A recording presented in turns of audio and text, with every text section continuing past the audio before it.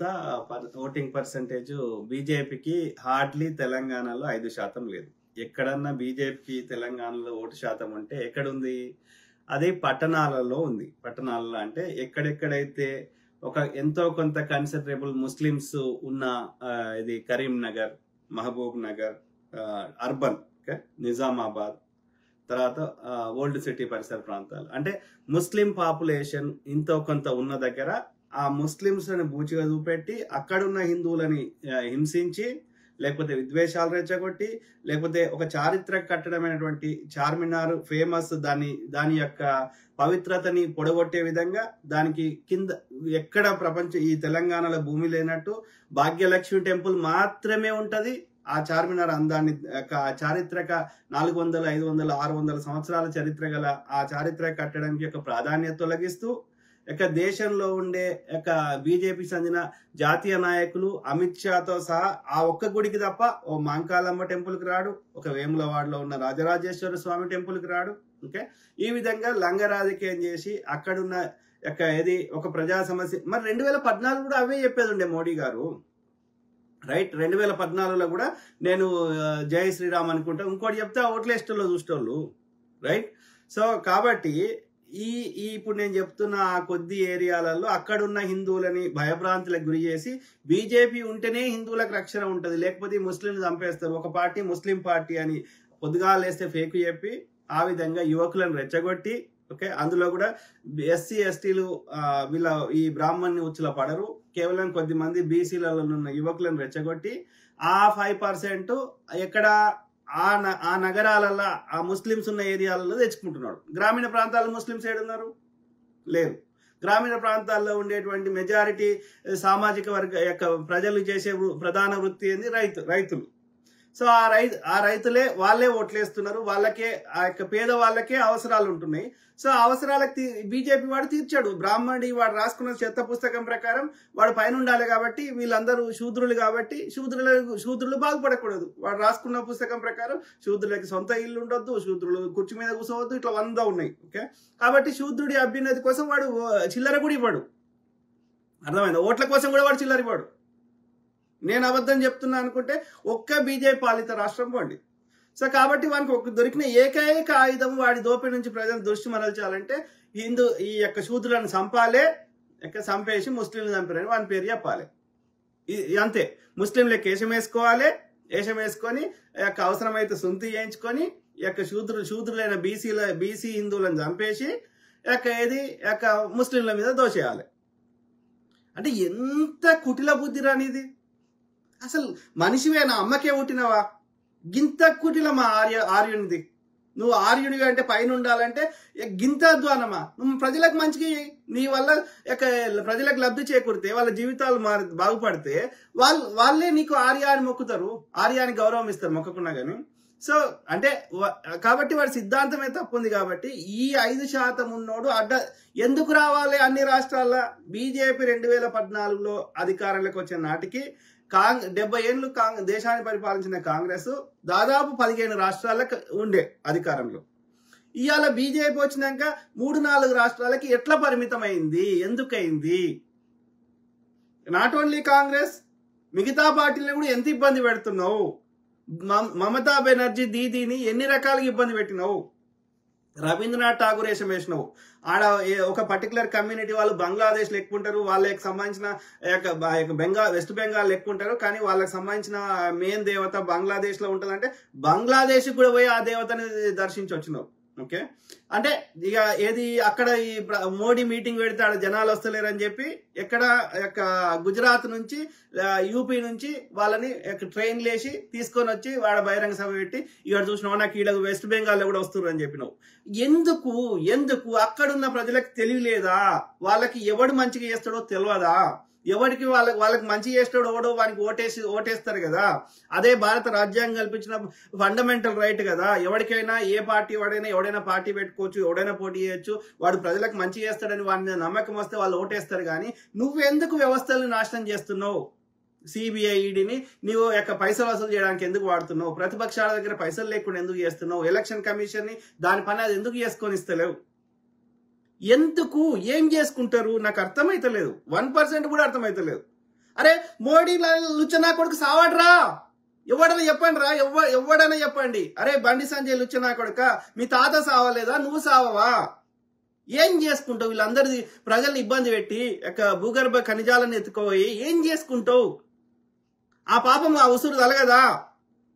ప్రకృతి సృష్టించింది అందరి కోసం కదా, నీ మోడీ కోసమో అమిత్ షా కోసమో కాదు కదా. వాడికైనా 6 అడుగులనే పాతి పెడతారు కదా.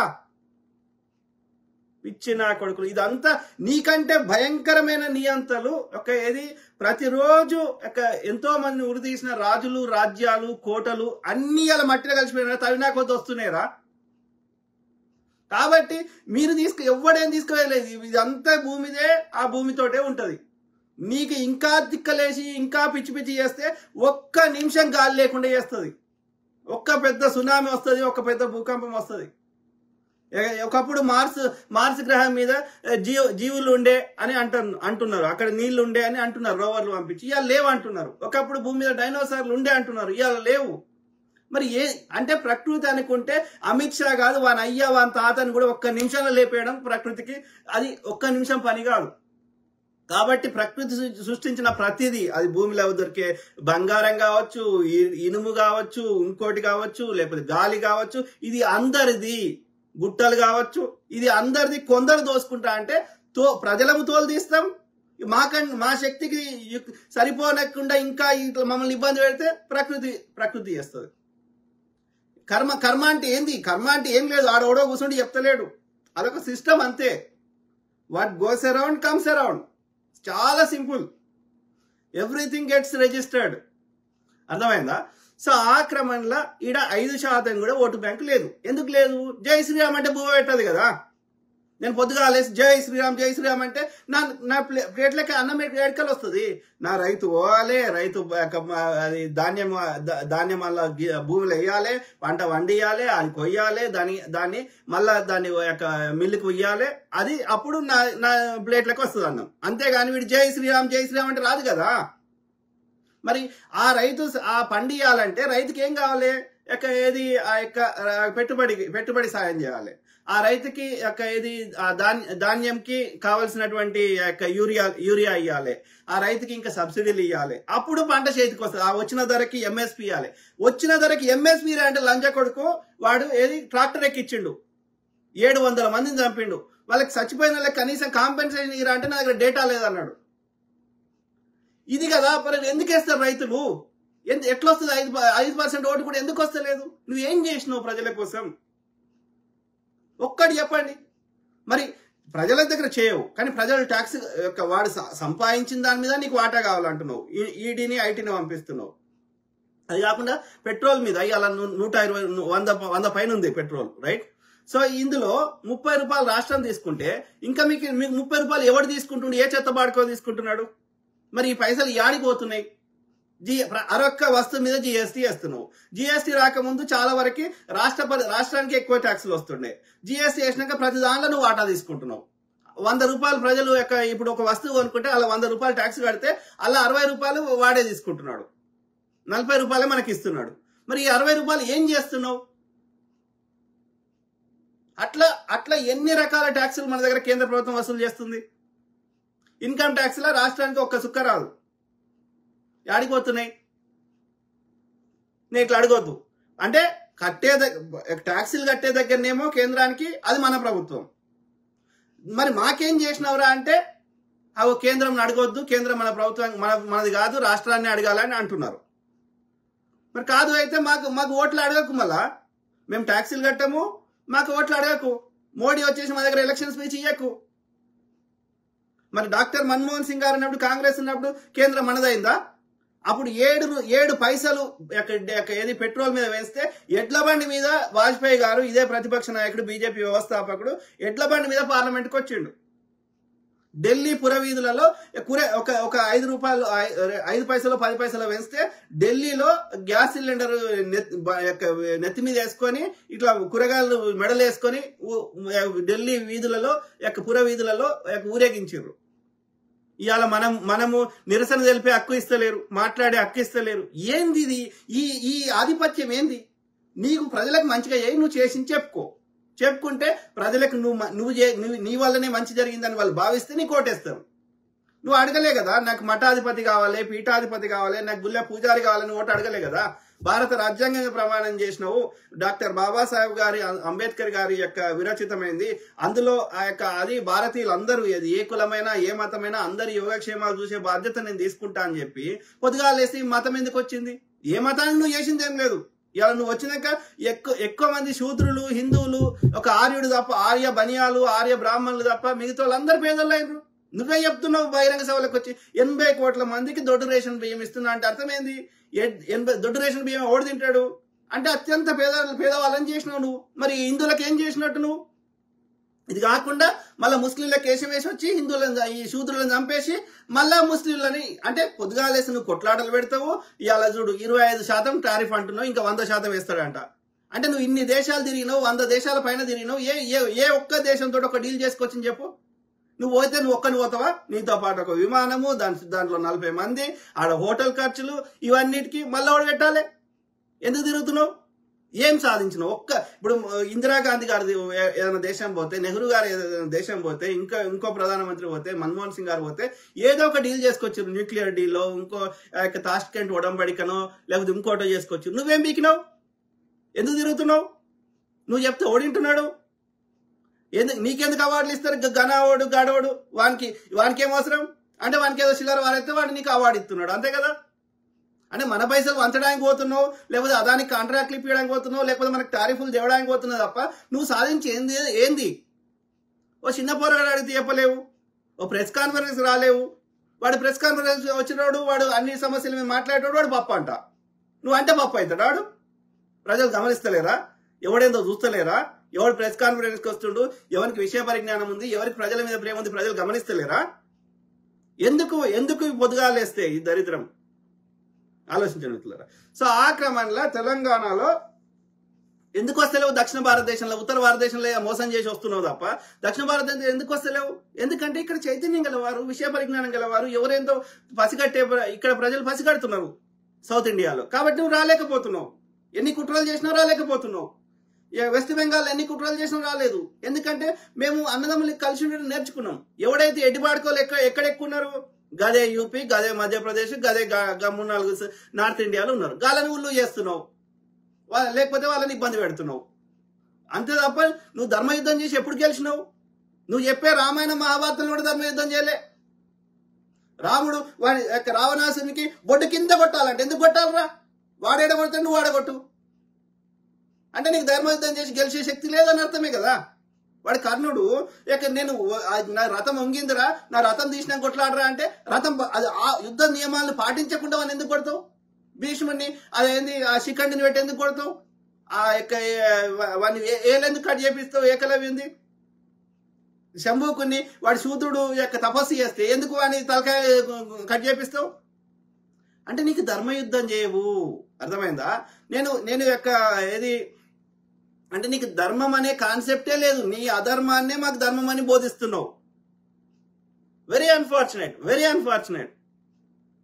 అంటే నీకు ఎట్లనే చేసే అధికారం కావాలి, దోపిడీ కావాలి తప్ప బలి చక్రవర్తి అన్ని విధాల మంచి వ్యక్తి, అతడు యొక్క ఏది సుపరిపాలకుడు, అన్ని నువ్వు చెప్పిన ఆ చెత్త నియమాలు కూడా పాటించిండు, చాలా గొప్పవాడు అన్నప్పుడు మరి ఆయన ఎందుకు దక్కిపించినవరా వామనంతో? వాడే చెప్తున్నాడు కదా, మనం కొత్తగా చెప్తలేం కదా. మళ్ళీ అది వాడు చేసే అధర్మాన్ని ఇంకా గొప్పగా ఎలివేట్ చేసి చెప్తాడు, నేను ఏదో గొప్ప చేస్తున్నట్టుగా. అంటే ఒకటే మనం గమనించింది ఇక్కడ మొత్తం ఓవరాల్ మనము ఏ రకంగా హిస్టారికల్ కానీ, ఆ యొక్క మైథలాజికల్ కానీ, ఎట్లా ఈ day to day current affairs కానీ ఎట్లా గమనించినా వానికి ఎథిక్స్ మోరల్స్ లేవు. ఓకే, వాడికి దోపిడీ చేయాలి, ఈ ప్రజలందరినీ ఒక బానిస లెక్క ఉంచుకోవాలి. ఆ రాసిన పుస్తకమే తప్పు రాసుకున్నాడు. నేను ఎన్ని రకాలుగా అబ్జర్వ్ చేసినా వాడు ఏ అవకాశం దొరికినా ఈ యొక్క భారత రాజ్యాంగాన్ని ఎత్తేయాలని వాడికి శత విధాల ప్రయత్నం చేస్తుండు. అంగీకరించలేదు వాడు, భారత రాజ్యాంగాన్ని అంగీకరించలేదు, భారతీయ జెండాను అంగీకరించలేదు. ఈ రెండింటికి ఒప్పుకుంటా అంటే వాళ్ళ పటేల్ గారు RSS ని బ్యాన్ ఎత్తేసిండు. అర్థమైందా?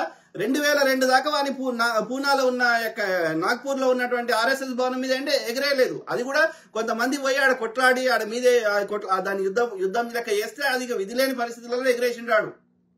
ఇప్పటికి కూడా ఏ అవకాశం దొరికినా భారత రాజ్యాంగాన్ని కాలబెట్టాలని ట్రై చేస్తారు. మనమేమో వాని మనువాదాన్ని కాలబెట్టాలని మనం ట్రై చేస్తున్నాం. అంతకుముందు పార్లమెంట్ ఓపెనింగ్లకి అన్ని మతాల వారు వచ్చేవారు. ఇవాళ మఠాధిపతులు పీఠాధిపతులు వచ్చారు. మరి అది పార్లమెంట్ ఎందుకు అవుతుంది? అప్పుడు అది ఒక మఠం అవుతుంది. అదొక శంకర మఠము, ఇంకో మఠం అవుతుంది, శారదా పీఠం అవుతుంది. అది మతం ఎందుకు అవుతుంది? పార్లమెంట్ ఎందుకు అవుతుంది? పార్లమెంట్కి ప్రజలు ఎన్నుకున్నటువంటి ప్రజాప్రతినిధులు రావాలి, కానీ మఠాధిపతులు ఎందుకు వస్తారు? అంటే యూఆర్ అబ్యూజింగ్ ద సిస్టమ్. అవునా కదా మిత్రులారా? సో ఆ క్రమంలో ఇప్పుడు వింటున్నది మనం బయట నుంచి వినడం వేరు, ఇంటర్నల్ గా ఆ బీఆర్ఎస్ కు చెందినటువంటి వాళ్ళ యొక్క పార్టీ ఎమ్మెల్యేలు కానీ పార్టీకి చెందిన నాయకులు కానీ బహిరంగంగా వచ్చి మాట్లాడుతున్న సందర్భం ఇప్పుడు కనిపిస్తున్నాయి. ఓకే, సో ఆ క్రమంలో వాళ్ళు అంటుంది ఏంటంటే 5% ఓటు బ్యాంకు లేని బీజేపీలోకి ఓకే ఏది 30 నుంచి 40% ఓటు బ్యాంకు ఉన్న బీఆర్ఎస్, గ్రామీణ ప్రాంతాల్లో ఏమున్నది? బీఆర్ఎస్ అని ఉన్నది, కాంగ్రెస్ అని ఉన్నది. ఓకే, సో అది 30 నుంచి 40% ఉన్న బీఆర్ఎస్ విలీనం చేస్తారంట. ఎందుకు కేసీఆర్ గారు అంటే దీని ఏమర్థం అంటే వీళ్ళిద్దరికి ప్రజల మీద ప్రేమ లేదు. వీళ్ళ అజెండా ఏంది? ఎట్లయితే ఆంధ్రప్రదేశ్ లో ఆడ ఉన్నటువంటి దరిద్ర పార్టీలకి, ముఖ్యంగా ఈ యొక్క ఇప్పుడు కూటమి ప్రభుత్వం ఏర్పడింది కదా, Pawan Kalyan and TDP and బీజేపీకి ఆంధ్రప్రదేశ్ లో ఎంత పర్సెంట్ ఉంది? 1% అని ఉందా? లేదు. ఓకే, వానికి పవన్ కళ్యాణ్ గారికి ఎంత ఉంది? మాక్సిమం ఒక 3 to 5% కంటే ఎక్కువ లేదు ఎక్కడ కూడా. ఈ 3 to 5% ఉన్నోడు, ఈ 1% కూడా లేనోడు ఇలా అక్కడ ప్రభుత్వాన్ని కంట్రోల్ చేస్తున్నాడు. వీడు ఉప ముఖ్యమంత్రి, ఒక్క ప్రజా సమస్య మీద మాట్లాడలేడు, ఒక్క ప్రజల గురించి తెలియదు. వాని ఆంధ్రప్రదేశ్ లో ఎన్ని జిల్లాలు ఉంటాయో వానికి తెలియదు, ఎవరిని ఎప్పుడు చంపుతారో తెలియదు. ఆడ ఉన్నాయి ప్రధాన పార్టీలు టీడీపీ అండ్ వైసీపీ. ఓకే, వైసీపీకి ఏం తక్కువ రాలేదు, 40% వచ్చినాయి. అయినా కానీ ఆ 5% మోసం చేసి వీళ్ళు ఆ యొక్క ఇది ఫేక్. ఒక ఊర్లో అయితే మొత్తం వైసీపీకి ఓట్లు వేసినా కానీ ఆ యొక్క వైసీపీకి ఓట్లు పడలేదు, అంటే మోసం చేసారు. ఆ 5 to 10% మోసం చేసి వస్తున్నారు, గెలిచారు, కూటమి ప్రభుత్వం ఏర్పడింది. ఇప్పుడు ఎందుకు పవన్ కళ్యాణ్కి 5%, 3% నుంచి 3%, 5% ఓటు బ్యాంక్ లేని పవన్ కళ్యాణ్కి ఎందుకంత ఇంపార్టెన్స్ ఇస్తారు? ఎందుకంటే బీజేపీతో దోస్తు చేసి ఆ 5 నుంచి 10% ఓటు బ్యాంకు ఆ ఎలక్షన్ కమిషన్ ద్వారా మోసం చేయించడంలో ఈ పవన్ కళ్యాణ్ సక్సెస్ హెల్ప్ చేసిండు టీడీపీకి. కాబట్టి అధికారం రావడానికి టీడీపీకి హెల్ప్ చేసిండు. కాబట్టి పవన్ కళ్యాణ్కి ఈ చంద్రబాబు నాయుడు సంకనాకుతున్నాడు. ఎందుకంటే ఈ చంద్రబాబు నాయుడు అంటే యొక్క అన్నం లేకపోయినా ఉంటాడేమో కానీ పదవి లేకపోతే ఉండలేడు. ఆయనకున్న బలహీనత అది, పదవి కోసం మామనైనా చంపేస్తాడు. ఓకే, అంత దుర్మార్గుడు. ఓకే, సో అర్థమైందా? కుట్రల ఆయన పేరు చంద్రబాబు నాయుడు తీసేసి కుట్రల బాబు అని పెట్టుకోవాలి. ఇక మనసంతా కుళ్ళే కాబట్టి, పొద్దుగాలేసి కుట్రలే కాబట్టి, అందుకే ధ్యానం చేయి, ఇది చేయి, అది చేయి అని చెప్తుంటాడు, యోగా చేయి, ఇంకోటి చేయి అని చెప్తుంటాడు దరిద్రుడు. ఓకే, సో ఏది ఈ దోపిడీ. ఇక తెలంగాణలో ఏంది, ఈ ఆంధ్రకు చెందిన వాళ్ళు బగ్గ దోపిడీ చేసిర్రు వాళ్ళు యొక్క పరిపాలన చేసినప్పుడు తెలంగాణని. ఓకే, హైదరాబాద్ ఉన్న భూములన్నీ కబ్జా పెట్టిర్రు, హైదరాబాద్ ఉన్న పెద్ద పెద్ద వ్యాపారాలన్నీ ఆంధ్రలో ఉన్నాయి. కాబట్టి ఇక తెలంగాణలో ఏ పార్టీ వాడు పరిపాలించినా అది బీఆర్ఎస్ అయితే వాళ్ళ సంకనాక్తుంది, ఇక బీజేపీ అయితే ఇంకా వరస్ట్. ఇక మళ్ళా ఈ కాంగ్రెస్ వాడు ఇక రేవంత్ రెడ్డి నాడు తెచ్చి కూర్చొని పెట్టారు. కానీ రేవంత్ రెడ్డి అయినా కాంగ్రెస్ కి ఒక సిద్ధాంతము, కాంగ్రెస్ ఈ యొక్క రేవంత్ రెడ్డి చెప్తున్నది కాబట్టి పైన కూడా ఒక అధిష్టానం ఉంది. కాబట్టి సో ఇక్కడ మళ్ళా కాంగ్రెస్ ఏమైనా చర్యలు తీసుకుంటుందేమో, వీళ్ళు కబ్జా చేసిన భూములని మళ్ళీ రివర్స్ చేస్తుందనో ఏదో ఒకటి చెప్పి ఈ కాంగ్రెస్ లేకుండా చేయాలి అనేది వీళ్ళ అజెండా. ఆ టీడీపీ ఉంది కానీ బీఆర్ఎస్ ఉంది కానీ వీళ్ళ అజెండా. బీజేపీ ఉంది ఏంది, కాంగ్రెస్ ముక్త భారత్ కావాలి. ఎవడన్నా ఇందిరాగాంధీ ఇట్లనే అన్నారు, ఇందిరాగాంధీని ఇందిరాకో హటావో అన్నారు. ఇందిరా ఏమన్నది, గరీబీకో హటావో అన్నది. అర్థమైందా? ఇందిరాగాంధీ ఏమో పేదరికాన్ని నిర్మూలిద్దామన్నది. వీళ్ళేమన్నారు, ఇందిరాన్ని నిర్మూలిద్దామన్నారు. కానీ ప్రజలు ఏం చేసిర్రు, ఇందిరాకే పట్టం కట్టిరు, పేదరికాన్ని నిర్మూలించడానికే పట్టం కట్టిరు, ఇందిరాకు హటావ్ అంటే కట్టలే. అర్థమైందా? ఎందుకని ఇందిరాగాంధీ మీద ఎందుకు పగ పెట్టుకున్నారు? ఆమె తెచ్చిన పాలసీస్. ఓకే, భూ సంస్కరణ చట్టం తెచ్చింది, బ్యాంకుల జాతీయకరణం చేసింది, అట్లా చాలా చాలా ఒక 20 పాయింట్ ఫార్ములా పెట్టి భయంకరంగా పేదరికాన్ని పారదోలడానికి కఠినమైన చర్యలు తీసుకున్నది. ఈ యొక్క రాజులకు ఇచ్చే భరణాన్ని పెన్షన్ రద్దు చేసింది. అట్లా అనేక కఠిన చర్యలు చేసి భూమి పంచిపెట్టింది. ఇవన్నీ చేయడం వల్ల యొక్క సామాన్యులు ఇలా ఒక స్థాయిలో బతకగలుగుతున్నారు. గుడిసెలు ఉన్న వాళ్ళకి అందరికి ఇల్లులు కట్టించింది, అంటే భూములు పంచిపెట్టింది. ఇట్లా అంటే వాళ్ళ బతుకులు మార్చింది పేదోళ్ళకి, ఓకే, శూద్రులకి. సో కాబట్టి ఆమెకు వీళ్ళెంత ఇది వీళ్ళకి నచ్చట్లేదు. వీళ్ళకు ఇది ఆ రాజులు వెనకట పంచిపెట్టండి రా అందరికి మనిషికో ఎకరం ఇవ్వండి అంటే అన్ని వీళ్ళ చేతిలో పెట్టుకున్నారు భూస్వాములు. ఆ భూమిని మళ్ళా పేదలకు పంచిపెడితే వీళ్ళకి ఎట్లా అర్థమవుతుంది? ఈ పివి నరసింహారావు అనేటోడు కరణం, ఓకే, కరణాలు వాని కింద 600 1000 ఎకరాలు ఉండడానికి, ఓకే, ఆయనకి కూడా భూసాగ సంస్కరణ చట్టం తెచ్చి పంచిపెట్టరా అంటే ఇక వానికి విధి లేని పరిస్థితిలో పంచిపెట్టిండు. కానీ ఆ పగ పెట్టుకున్నాడు. పగ పెట్టుకొని ఇది కాంగ్రెస్ ఇవాళ బీజేపీ రావడానికి కారణం ఈ పివి నరసింహారావు అంటోడే, లేకపోతే రాకపో ఇవాళ బీజేపీ అంటే అందుకే వాడు మాట్లాడకపోతుండే. ఎందుకంటే వాడు పొద్దుగాలు వేసి మాట్లాడితే వాడు నిజాలు బయటకు వస్తాయని కుట్రలు కుతంత్రాలు చేసుడే. అర్థమైందా? తెలివి ఉంది కానీ ఆ తెలివిని వాడు ప్రజలకి చెడు చేసిండు మంచి కంటే, ఓకే, అర్థమైందా? సో అంటే వాడు ఏ పార్టీలో ఉన్నా ఈ బ్రాహ్మణుడు ఏది పొద్దుగాలు వేస్తే వాని మనసంతా విషయమే, ఓకే, అది వెనకటి నుంచి వస్తుంది, డిఎన్ఏలో వస్తుంది, ఓకే. కాబట్టి సో వాడు ఇవాళ కాంగ్రెస్ లేకుండా బీజేపీ వచ్చినట్టు చేయడంలో వాళ్ళతో కుమ్మక్కైండు ఈ పివి నరసింహారావు అంటాడు. సో అయితే ఈ క్రమంలో ఏం చెప్తున్నా అంటే సేమ్ అట్లనే ఇవాళ బీజేపీ వాడు కాంగ్రెస్ ముక్త భారత్ కావాలంటాడు కానీ పేదరిక నిర్మూలన కావాలి ఇంకోటి కావాలంటే లేడాడు. ఎందుకంటలేడు? ఎందుకంటే కాంగ్రెస్ ముక్త భారత్ అయితే వాడిని ప్రశ్నించేటోడు ఉంటాడు, ఓకే. కాంగ్రెస్ ముక్త భారత్ అయితే ఒక సామాన్యుడు బాగుపడాడు. ఇవాళ తెలంగాణలో కాంగ్రెస్ వచ్చింది. సామాన్యులు మనకున్న బడ్జెట్ అనుకూలంగా ఇవాళ రుణాలు మాఫీ, రైతులకు రుణాలు మాఫీ చేసినాం, పిల్లలకి 56,000 ఉద్యోగాలు ఇచ్చినాం, వాళ్ళ బతుకులు ఇందిరమ్మ ఇల్లులు కట్టిస్తున్నాం. మనకి దగ్గర ఎంత బడ్జెట్ ఎంత అనుకూలిస్తే వాళ్ళు ప్రజలు కట్టిన ట్యాక్స్ డబ్బులలో అట్లీస్ట్ ఒక 70 నుంచి 80 రూపాయలు వాళ్ళ బతుకులు మార్చడానికి ఖర్చు పెడుతున్నాం. ఇలా పెండింగ్ పనులన్నీ చేస్తున్నాం. ఆ రోడ్లు వాటన్నిటి బిల్లులు కడుతున్నాం. కేసీఆర్ పండబెట్టి పోయినాయని కేసీఆర్ చేసిన అప్పులకి అప్పు అసలు వడ్డీ కడుతున్నాం. అట్లా ఎంత వీలైతే అంత ప్రజలకి వాళ్ళ బతుకులు మార్చడానికి ఎన్ని అయితే అని చేసే ప్రయత్నం చేస్తున్నాం. అవునా? ఇలా బస్సు ఫ్రీగా ఇస్తున్నాం. బీజేపీ రాష్ట్రాలు ఇవ్వనండి, ఫ్రీగా ఇచ్చేది లేదు, వాళ్ళ బతుకులు మార్చడానికి లాంగ్ టర్మ్ చేసింది లేదు, అభివృద్ధి లేదు, వాళ్ళకి ఏమి ఎక్కడ లేదు. ఎందుకంటే కారణం రాసుకున్న పుస్తకం తప్పుంది. అంటే ఇప్పుడు కాంగ్రెస్ ముక్త భారత్ అయితే వీళ్ళకి చేసేటోడిగా అడిగేటోడోడు చేసేటోడోడు. ఇదే కేసీఆర్ నక్సల మావోయిస్టుల అజెండానే మా అజెండా అన్నాడు, ఓకే. అట్లాంటి వాడు ప్రశ్నించొద్దని అన్ని ఏమంటారు ధర్నా చౌక్ ఎత్తేసిండు, అన్ని యూనియన్స్ అని బ్యాన్ చేసిండు. ఆర్టీసీ కార్మికులు సమ్మె చేస్తే 1 రోజులు సమ్మె చేసి 2-3 చచ్చిపోతే లాస్ట్ కు భూగ పెట్టి పంపించిండు. వాసాల మర్రి కాదు దీని పేరు, బంగారు వాసాల మర్రి, బంగారు వాసాల మర్రి అని చెప్పి వాని ఫామ్ హౌస్ పోవడానికి రోడ్ వేసుకోవడానికి అన్ని ఇల్లులు కూడా కొట్టిపించిండు. ఇది మంచి కట్టిస్తా అని. మరి కట్టించిండా? మళ్ళీ ఇప్పుడు కాంగ్రెస్ వచ్చినాక ఆ తల్లికి ఆగవ్వకి మళ్ళీ ఇప్పుడు కట్టించినాం. ఆ ఆగవ్ ఏమంటుంది? నా బతుకు మారుస్తా అని నా ఇల్లు కొట్టిండు, ఇప్పుడు ఆయన్ని ఆగమైండి అని అంటుంది అవ్వ. అంటే వీళ్ళ సిద్ధాంతంలోనే లోపం ఉంది. దోపిడి మెంటాలిటీ తప్ప పిట్టకథలు చెప్పుడు ప్రజల్ని కేసీఆర్ చెప్పిండు, నేను చెప్తలేను. కేసీఆర్ లవంగం వేసుకొని మందు తాగి ఆ మందు వాసన రావద్దని దవడకు లవంగం వేసుకొని ఈ ఎడ్డి వాళ్ళకి చెప్తాడంట తన అడ్వైజర్లకి, నువ్వైతే జనాలను తీసుకురా, నేను ఎట్లన్నా వాళ్ళని మేనేజ్ చేసుకుంటా, నేను పిట్టకథ చెప్తా, నేను ఇది ఆటను కోస్తా చెప్తా, జోకులు వేస్తా, అయిపోతుంది, వీళ్ళు ఓట్లు వేస్తారని అనుకున్నారు. ఎల్లకాలం చేయలేవు అట్లా. ఒకసారి మోసం చేయగలుగుతావు. నాన్న పులి వచ్చాయంటే ఒకసారి వస్తాడు, నాన్న 2 సార్లు వస్తాడు, 3వసారి రాడు. ఎందుకంటే నువ్వు ఎల్లకాలం ప్రజల ఎమోషన్స్ తో ఆడుకోలేవు. Same thing with Modi. ఎల్లకాలం పుల్వామా దాడి చేస్తా, ఎన్నికల ముందు పహల్గామ్ దాడి చేస్తా, ఇంకో దాడి చేస్తా అంటే తెలియదా? నువ్వు దాడులు చేపిస్తుంది నువ్వు, అది దాడులకు కాకుండా ప్రివెన్షన్ తీసుకుంటావు. ఎట్లా వస్తుంది? దేశంలోకి 200 కేజీల ఆర్డీఎక్స్ నీ సెక్యూరిటీ సిస్టమ్ బార్డర్ సెక్యూరిటీ అన్ని సిస్టమ్స్ ఉన్నాక ఎట్లా వస్తారు? మరి ఆ ఇన్సిడెంట్ అయినాక ఎందుకు విచారణ జరగదు? వాళ్ళు ఎక్కడికి పోయినరు, ఎక్కడి నుంచి వచ్చారు, ఎందుకు జరగదు? కాంగ్రెస్ హయాంలో జరిగినట్టు అంటే చేయిస్తుంది నువ్వు కదా. అది విచారణ చేస్తే ఆ దోషులకు శిక్షలు పడతాయి కదా, అది మీ భాగవతాలు బయటపడతాయి కదా. సో కాబట్టి ప్రజలకు తెలియదా కరెక్ట్ ఎన్నికల ముందు ఎందుకైతే? తెలియదా? కామన్ సెన్స్ లేదా? ఆ మాత్రం ఆలోచించే శక్తి లేదా? నువ్వు మోసం చేయడానికి అంత శక్తి అంత ఆలోచన శక్తి నీకు పెట్టినప్పుడు, నువ్వు మా లోపల అన్నదమ్ములు లెక్కనే భారతీయుడు కొట్టినప్పుడు నువ్వు మోసం చేస్తున్నావు గ్రహించే శక్తి మాకు పెట్టలేదా? మా అంతరాత్మ ఒప్పుకోదు కాబట్టి మేము మోసం చేయము. ఎందుకంటే మేము ఎవరి కోసమో బతుకుతలేము, ఒక మానవత్వంతో బతుకుతున్నాం, ఒక విలువలతో బతుకుతున్నాం. కానీ నువ్వు మోసం చేస్తున్నావు గ్రహించే శక్తిలో మేము లేమా?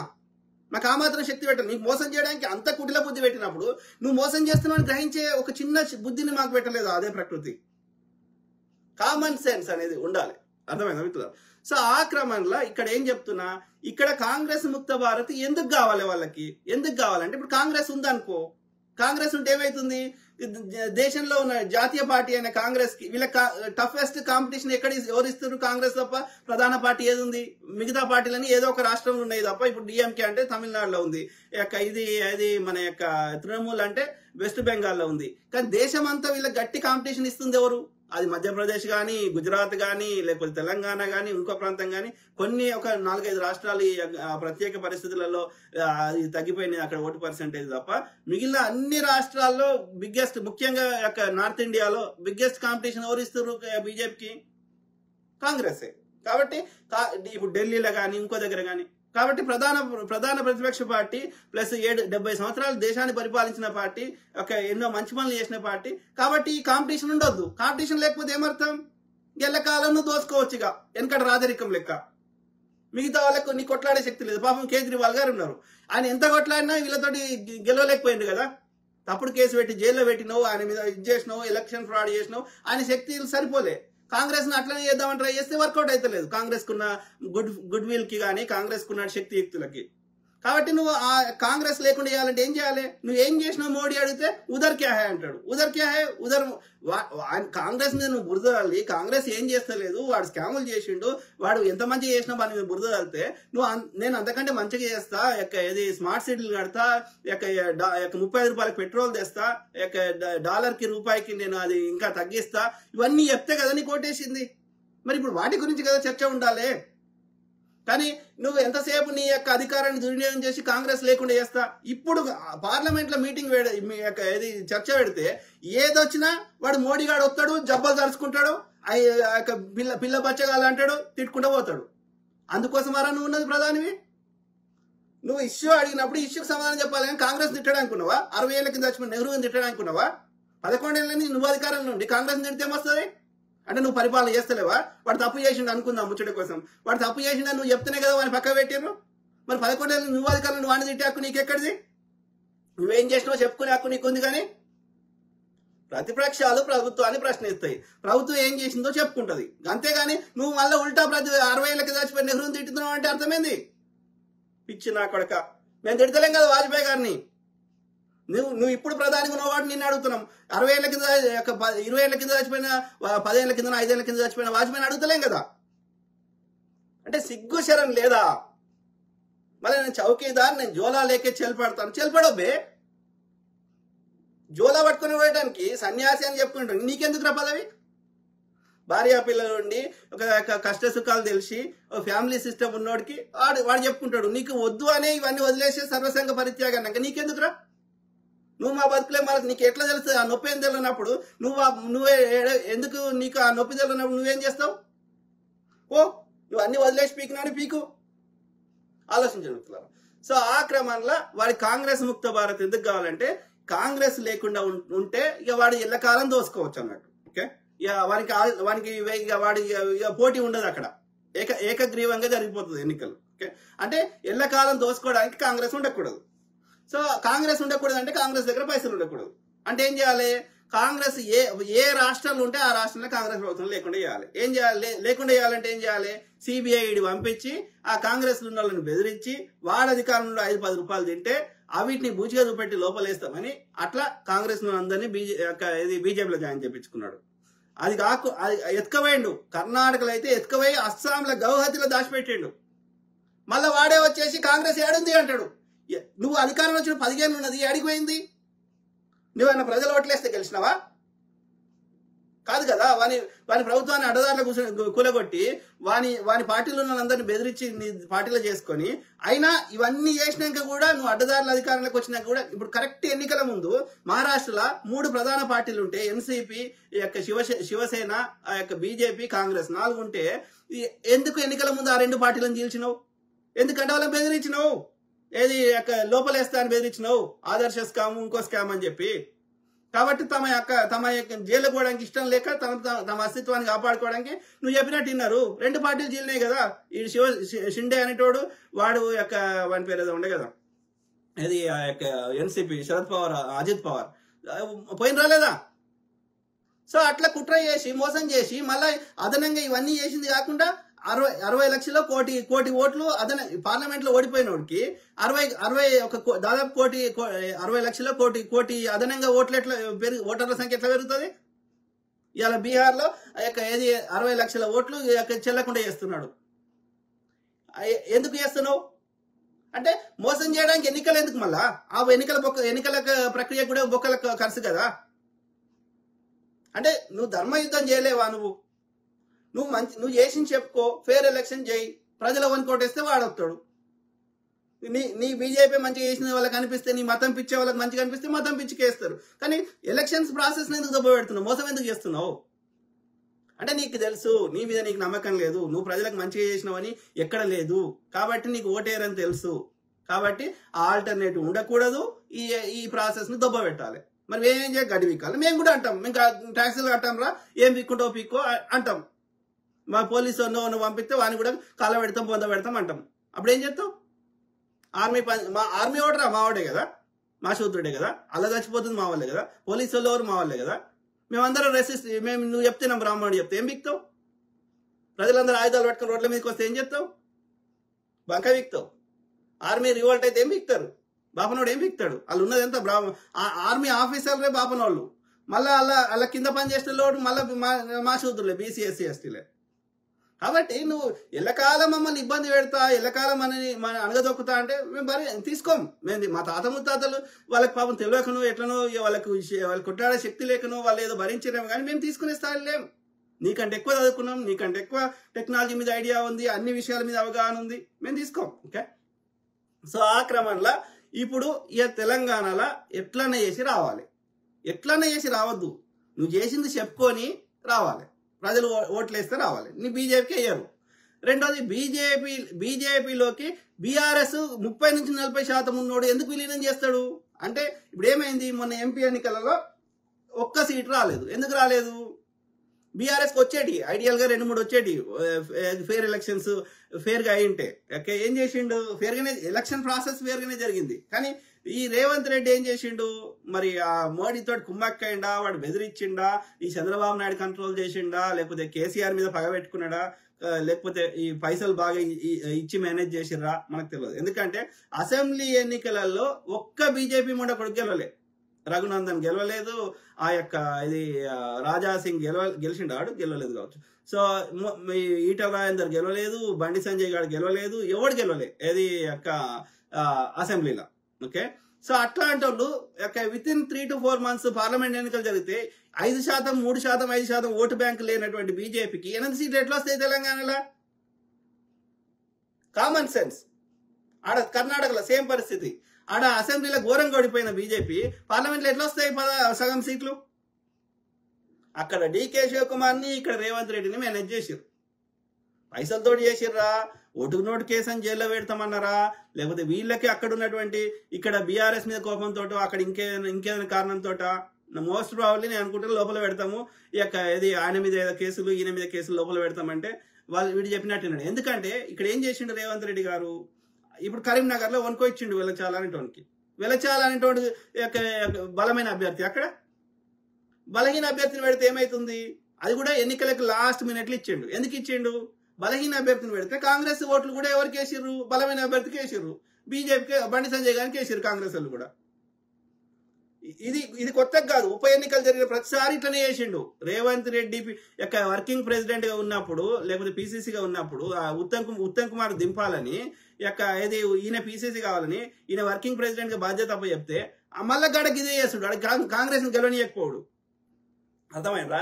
ఎందుకంటే గెలిచిందనుకో ఉత్తమ్ రెడ్డి అవుతాడు కదా, ఉత్తమ్ రెడ్డిని దింపాలి ఈయన కావాలి అంటే ఆ ఉత్తమ్ రెడ్డి కాంగ్రెస్ గెలవకుండా చేసిండు. ఉత్తమ్ రెడ్డి అధికారం ఉన్నంతసేపు, అదే పీసీసీ ఉన్నంతసేపు.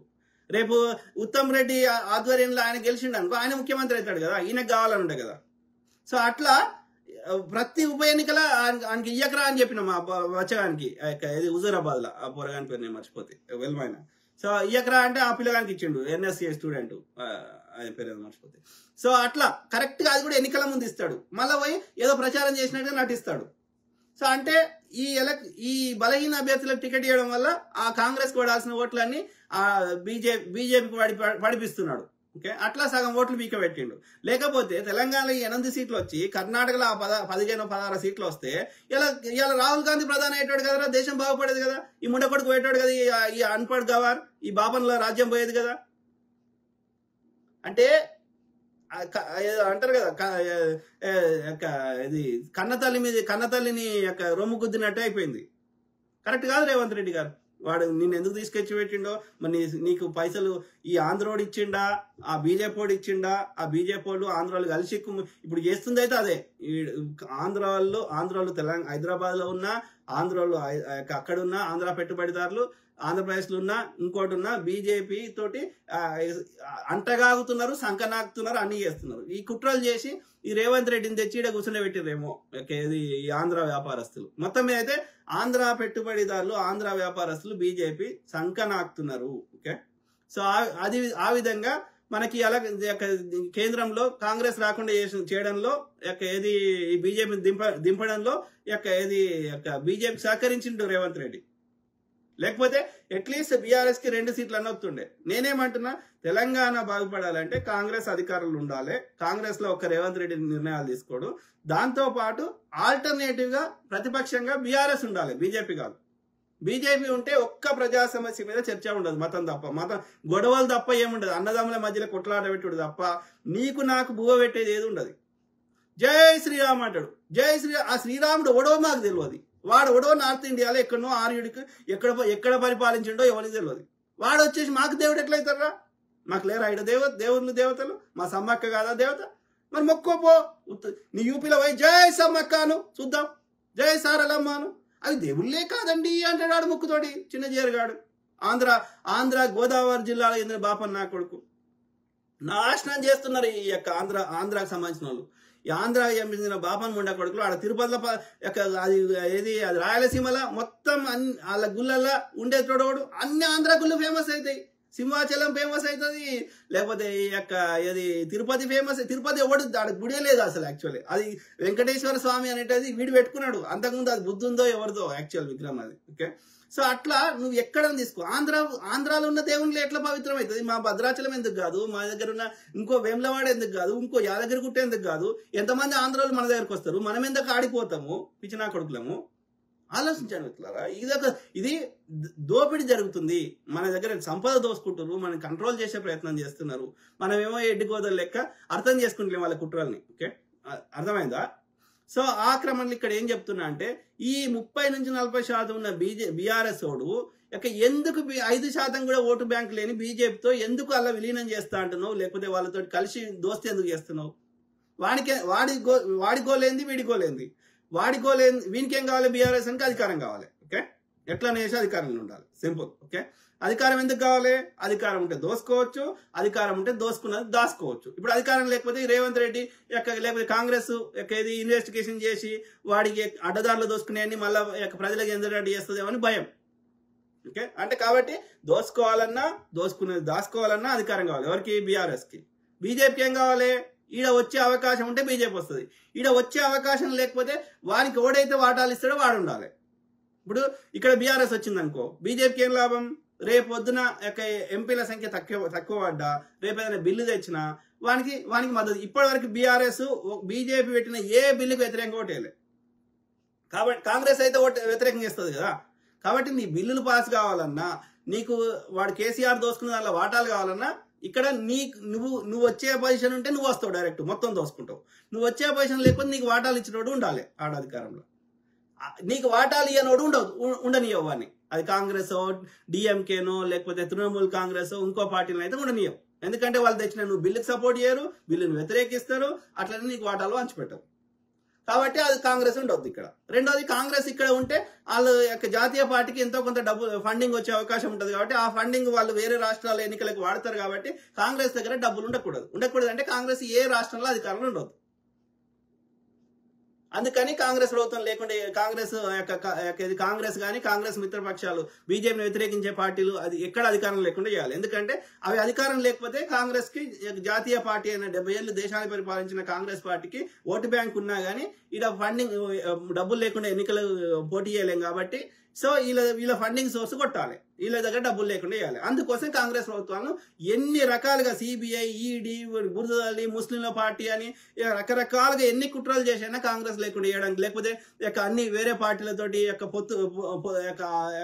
భిన్న భావజాలం ఉన్న భిన్న డిఫరెంట్ సిద్ధాంతం ఉన్న వాళ్ళతోటి పొత్తు కలిపి ఎట్లనే చేసి మీకు అంటే ఇక్కడ బీఆర్ఎస్ బీజేపీ ఇక్కడ పొత్తు కానీ ఆంధ్రప్రదేశ్ లో జనసేన, టీడీపీ అండ్ బీజేపీ కలిసి ఏర్పడడానికి ప్రధాన కారణం అధికార దాహం, దోపిడీ, అంతే. అంతకుమించి ప్రజల మీద ప్రేమ, ప్రజలకు ఏమైనా చేద్దాము ఒక్కటి చెప్పండి మనకి డే టు డే యూజ్ అయ్యేది. ఇప్పుడు చంద్రబాబు నాయుడు ఫస్ట్ టర్మ్, ఇప్పుడు 4వ టర్మ్ వాడు. ఓకే, ఫస్ట్ వాడు హైదరాబాద్ ఉమ్మడి ఆంధ్రప్రదేశ్ లో పీకిందేం లేదు, వాడు అన్ని ఫేక్ చెప్పుకుంటాడు, వాడు ఒక్కటి కూడా చేసింది లేదు. ఓకే, వీడు చేస్తే మరి బెంగళూరులో ఎవడొచ్చి ఎట్లా పెట్టినా ఐటీ మనకంటే ఎక్కువ ఉన్నది ఐటీ ఇండస్ట్రీ. ఎవడు పెట్టిండు? ఇటు చంద్రబాబు నాయుడు పెట్టిండా? ఆడ గుడిగావులో కూడా ఉంది, చంద్రబాబు నాయుడు పెట్టిండా? వీడు చేసింది ఏం లేదు, ఏమైనా చేస్తే కాంగ్రెస్ చేసింది ఈ దేశంలో. ఓకే, సో అట్లా వీడు చేసింది ఏం లేదు. పోనీ లాస్ట్ టైం అది 2014 వచ్చింది కదా, 14 నుంచి 19 వచ్చింది కదా, అప్పుడు పోలవరం బీకిండ్ అయ్యాడు, ఏమైనా కంప్లీట్ చేసిండు ఆంధ్రప్రదేశ్ లో చంద్రబాబు నాయుడు? ఇప్పుడు కూడా ఏడు చూడండి మీరు, దొంగవాడు. ఓకే, వానికి అధికారం కోసం తప్ప వీళ్ళకు వచ్చిన బాధ ఏంటండి, పెట్టుబడిదారులకు వాని ఇల్లు మంచుకుండాలి, ప్రజలు అన్ని విధాలు బాగుపడితే మాకు ఈ చిల్లరకి ఓటు అమ్ముకోరు కాబట్టి ప్రజలను బాగుపడినాం. కాంగ్రెస్ ఎట్లా ఆలోచిస్తుంది, మాకు ఓటు ఎత్తే లేకపోతే లేదు, మేము మంచి చేసే ప్రయత్నం చేస్తాం, మాకు అధికారం ఇస్తే మంచిగా చేస్తాం. ఎందుకంటే ఇది వాళ్ళకి ఒక సిద్ధాంతం పెట్టుకున్నాం. ఓకే, ఒక 70 నుంచి 80% ప్రజలు కట్టినాయి, ఒక 10 రూపాయలు తింటారు కావచ్చు, 20 నుంచి 30 రూపాయలు, మిగిలిన 70 రూపాయలు అయితే ప్రజలకు గ్యారంటీ ఖర్చు పెడతారు. అది కూడా చిల్లర వంచి పెట్టుడు కాదు, చిల్లర కొంచెం ఏదో పేదోళ్ళకి వంచి పెట్టినా కానీ మెజారిటీ వాళ్ళ బతుకులు మార్చడానికి ప్రయత్నం చేస్తాం. లేకపోతే కాంగ్రెస్ కూడా వీళ్ళు లెక్క చేసింటే ఇలా చెప్పుకోవడానికి ఈ నాగార్జున సాగర్ ఉండకపోతుండే, ఈ పోచంపాడు ఉండకపోతుండే, ఈ క్రిసాట్ ఉండకపోతుండే, ఇస్రో ఉండకపోతుండే, బాబా అటామిక్ రీసెర్చ్ సెంటర్ ఉండకపోతుండే, ఇలా ఈ మాత్రం అన్న ప్రపంచ దేశాలతోటి పోటీ పడే స్థాయిలో ఈ దేశం ఉండకపోతుండే. వాడు కూడా ఈ బీజేపీ మూడ కొడుకు లెక్క చేసింటే. అర్థమైందా? చెప్పండి, మోడీ వచ్చిన ఈ 11 ఏళ్లలో ఒక పెద్ద లెవెల్లో ఒక ఇరిగేషన్ ప్రాజెక్ట్ కానీ, ఒక ప్రభుత్వ రంగ సంస్థ కానీ, ఏదైనా మనకి భూవెట్టేటి ఒక్కటి చెప్పండి, మీకు కాలుమొక్తాం, మీ దండం పెడతాం. సో చేస్తే ఉంటుంది చెప్పుకోవడానికి, చెప్పుకోవడానికి లేదు కాబట్టి మంచుకున్న చరిత్ర మీద బురద వెళ్ళాలి, లేకపోతే ఈ దోపిడి నుంచి దృష్టి మరల్చడానికి జై శ్రీరామ్ అనాలి. హిందువులను ముస్లింలను చంపాలి, చంపేసి ఆ ముస్లింలు చంపారని చెప్పాలి. ఒక్క బ్రాహ్మణుడు వస్తలేడు, మీరు చూడండి, ఒక్క ఆర్య బనియది వస్తలేడు, ఒక్క ఆర్య బ్రాహ్మణుడు వస్తలేడు. మళ్ళా సత్యదోడు, మళ్ళా మూలవాసులు శూద్రులే, బీసీ ఎస్సీ ఎస్టీలు. రెడ్డి వాడు రాసుకున్న వర్ణ వ్యవస్థ ప్రకారం 4 వర్ణాలు. ఓకే, బ్రాహ్మణుడు, క్షత్రియుడు, వైశ్యుడు, శూద్రుడు. ఈ శూద్రుడు అన్నాక ఇప్పుడు రెడ్డి వాడు బ్రాహ్మణుడా, వెల్మోడు బ్రాహ్మణుడా, కమ్మోడు బ్రాహ్మణుడా, కాపోడు బ్రాహ్మణుడా? కాదు. క్షత్రియుడా? ఈ 4 సామాజిక వర్గాలు కాదు. వైశ్యుడా? కాదు. అంటే అర్థమైంది, రెడ్డివాడైనా, వెల్మోడైనా, లేకపోతే కమ్మోడైనా, కాపోడైనా వాడు ఆర్యుడు రాసుకున్న వర్ణ వ్యవస్థలో వీడు కూడా శూద్రుడే. వీళ్ళు వ్యవసాయం చేసుకొని బతికేవాళ్ళు. ఆ వ్యవసాయం వీళ్ళు జర దేడుచారు చేసి ఆ వ్యవసాయం అందరికి వంచి పెట్టారు అంటే, ఆ వ్యవసాయ కూలీల దగ్గర భూమి గుంజుకొని వీళ్ళు భూస్వాములు అయినా 4 పైసల పరంగా అట్టిగారు భూములు రేట్లు పెరిగినాక. వెనకట ఆ బంజరు భూములు ఉన్నప్పుడు ఆ కనిపించే పొలం అంతా మాదన్నా ఓడి పట్టించుకోలే. కాబట్టి వీడు కూడా శూద్రుడే వాడి వర్ణ వ్యవస్థలో. రెడ్డి అనే కాలం కూడా మొక్కడు బాపనోడు, వెల్మైన కాలం మొక్కడు, వెల్మోడే బాపనోడి కాలం మొక్కాలి. చిన్నజీఆర్ గారి కాలం కేసీఆర్ మొక్తాడు, కానీ కేసీఆర్ కాలం చిన్నజీఆర్ మొక్కడు. వాడు ముఖ్యమంత్రి కాదు, ప్రధానమంత్రి అయినా మొక్కడు. కానీ ఈ గాడి కొడుకు బుద్ధి లేదు. వాడు చెప్తే సూర్యుడు ఎందుకు తింటాడు, చంద్రుడు ఎందుకు తింటాడు, గురుగ్రహం ఎందుకు తింటది? కామన్ సెన్స్ అనేది లేక అట్లా వీడు చెప్పినట్టుంటే ఆ గ్రహం యొక్క దాని యొక్క కక్షను మార్చుకుంటే మొత్తం గ్రహాలు కొట్టుకొని చచ్చిపోతాయి, మనం భూమి మీద బతకలేం. కాబట్టి వీడు చెప్తే గురుగ్రహం ఎందుకు తింటది, ఇంకో గ్రహం ఎందుకు తింటది? మనకు బుద్ధి ఉండాలి కదా. వాడు చెవులలో తామర పూలు పెడుతుంటే పెట్టించుకోవద్దు కదా, ఆలోచించండి. సో ఆ క్రమంలో ఏమంటున్నా అంటే, వీడి కలిపే ఉద్దేశం, వీడిని ఇబ్బంది పెడుతున్నాడు, వీడిని బిడ్డను జైల్లో పెడతా, వీడు దోసుకునే లోపల పెడతా అంటే వీడు భయపడి ఏది కలుపుతా అంటుండు కావచ్చు. లేకపోతే ఈ రేవంత్ రెడ్డి చేసిన కుట్రలో ఈ బలహీన అభ్యర్థులను టికెట్లు ఇచ్చి ఈ బీఆర్ఎస్ కు ఒక్క ఓటు గెలవకుండా చేస్తున్నాడు కాబట్టి ఇక నాకు వేరే ఆల్టర్నేటివ్ లేదు కాబట్టి బీజేపీ తోటి పొత్తు పెడతా అన్నాడు. బీజేపీ పొత్తు పెడితే ఏమైతుంది? బీజేపీ తోటి నువ్వు పొత్తు పెట్టుకున్నా, బీజేపీలో విలీనం చేసినా ఇక్కడ బీజేపీ రాదు, ఇంకా అసలే రాదు. ఇప్పుడన్నా 1% ఈ వచ్చే టర్మ్ కాకుండా ఆ తర్వాత టర్మ్ అన్నా ఈ కాంగ్రెస్ మీద ఎంతో కొంత మార్పు కావాలని కోరుకుంటే వచ్చే టర్మ్ కాకుండా ఆ తర్వాత టర్మ్ అయినా బీఆర్ఎస్ వచ్చే అవకాశం ఉంటుంది. ఇప్పుడు కాంగ్రెస్ 10 ఏళ్ళు నువ్వు ఎన్ని కుట్రలు చేసినా కాంగ్రెస్ ఉన్న వాళ్ళని మొత్తం 13 మందిని అప్పుడు మొన్న కొనుక్కున్నా, అంతకుముందు మొత్తం తీసేసి ఒక ఓల్డ్ సిటీకే పరిమితమై 7 సీట్లు ఉన్న ఎంఐఎంని ప్రతిపక్షం చేసినా గానీ కాంగ్రెస్ ఏది విలీనం చేసుకోలే కదా. ఇలా కొట్లాడినాం కదా, 10 ఏళ్ళు ప్రతిపక్షంలో ఉండేనే కొట్లాడినాం కదా. ఇప్పుడు 15 ఏళ్ళ నుంచి కేంద్రంలో ప్రతిపక్షం ఉండి కొట్లాడుతున్నాం కదా. మరి నీకు 5 ఏళ్ళు కూడా ఏడాది అయింది కదా నువ్వు అధికారం పోయి, 10 ఏళ్ళు నువ్వే అధికారం ఉన్నావు కదా. ఏడాదికే నీకు మనసులో పడతలేదా? ఏడాదిన్నర నుంచి ఏడాదిన్నరలో నీకు అధికారం లేకపోతే బతకలేకపోతున్నావా కేసీఆర్ గారు? కొట్లాడు, నువ్వు కూడా 10 ఏళ్ళు కొట్లాడు, 10 ఏళ్ళు ప్రతిపక్షంలో ఉండు. ఆ తర్వాత మళ్ళీ నీకు అవకాశం ఇస్తారు కావచ్చు, నీకో నీ కొడుకో. అంటే చేత కాదన్నట్టు. వీడు ఒక్కరోజు కూడా అధికారం లేకుండా ఉండలేడు అన్నట్టు. ఎందుకు ఉండలేకపోతున్నావు? ఎందుకంటే దోపిడికి మరిగిన వాడివి, గుట్టలు లేకుండా చేసిన వాడికి, కాళేశ్వరం పేరు మీద డిజైన్ మార్చి కోట్లు లక్షల కోట్లు దోసుకున్న వాడికి నీకు అవన్నీ ఇప్పుడు వచ్చేటి బంద్ అయ్యే వారికి నీకు ఏడ మనసు పడుతుంది?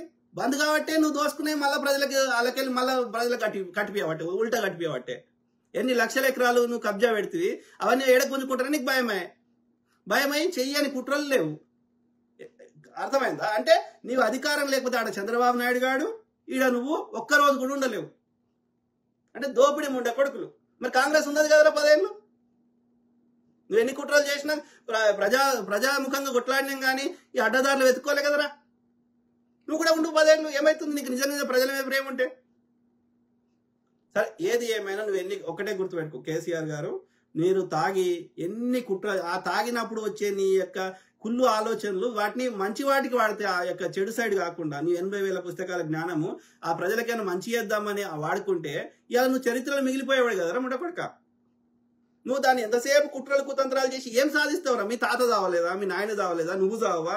ఇప్పటికే కట్టబట్టుకొని నడుస్తున్నావు. చావవా? ఏం చేసుకుంటావు? వీళ్ళందరిని ఇబ్బంది పెట్టి తెలంగాణ ఉన్న ప్రతి ఎకరం భూమి కేసీఆర్ గారి పేరు మీద వాళ్ళ కొడుకు పేరు మీద రాస్తాం. ఏమైతుంది? మేము బతకాలి కదా. ఇవాళ మా దగ్గర ఓనర్గా ఉన్న మేము ఒక ఎకరానికి మేము యజమానిగా ఉన్నది నీ దగ్గర పని చేస్తాం కావచ్చు కూలి లెక్క. కానీ ఒరిగేదేంది? మేము కూడా బతుకుతాం కదా. నీకు వచ్చేదేంది? నువ్వు చస్తావు, నేను చస్తా. నేను కూలిగా పని చేసి నేను చస్తా కావచ్చు.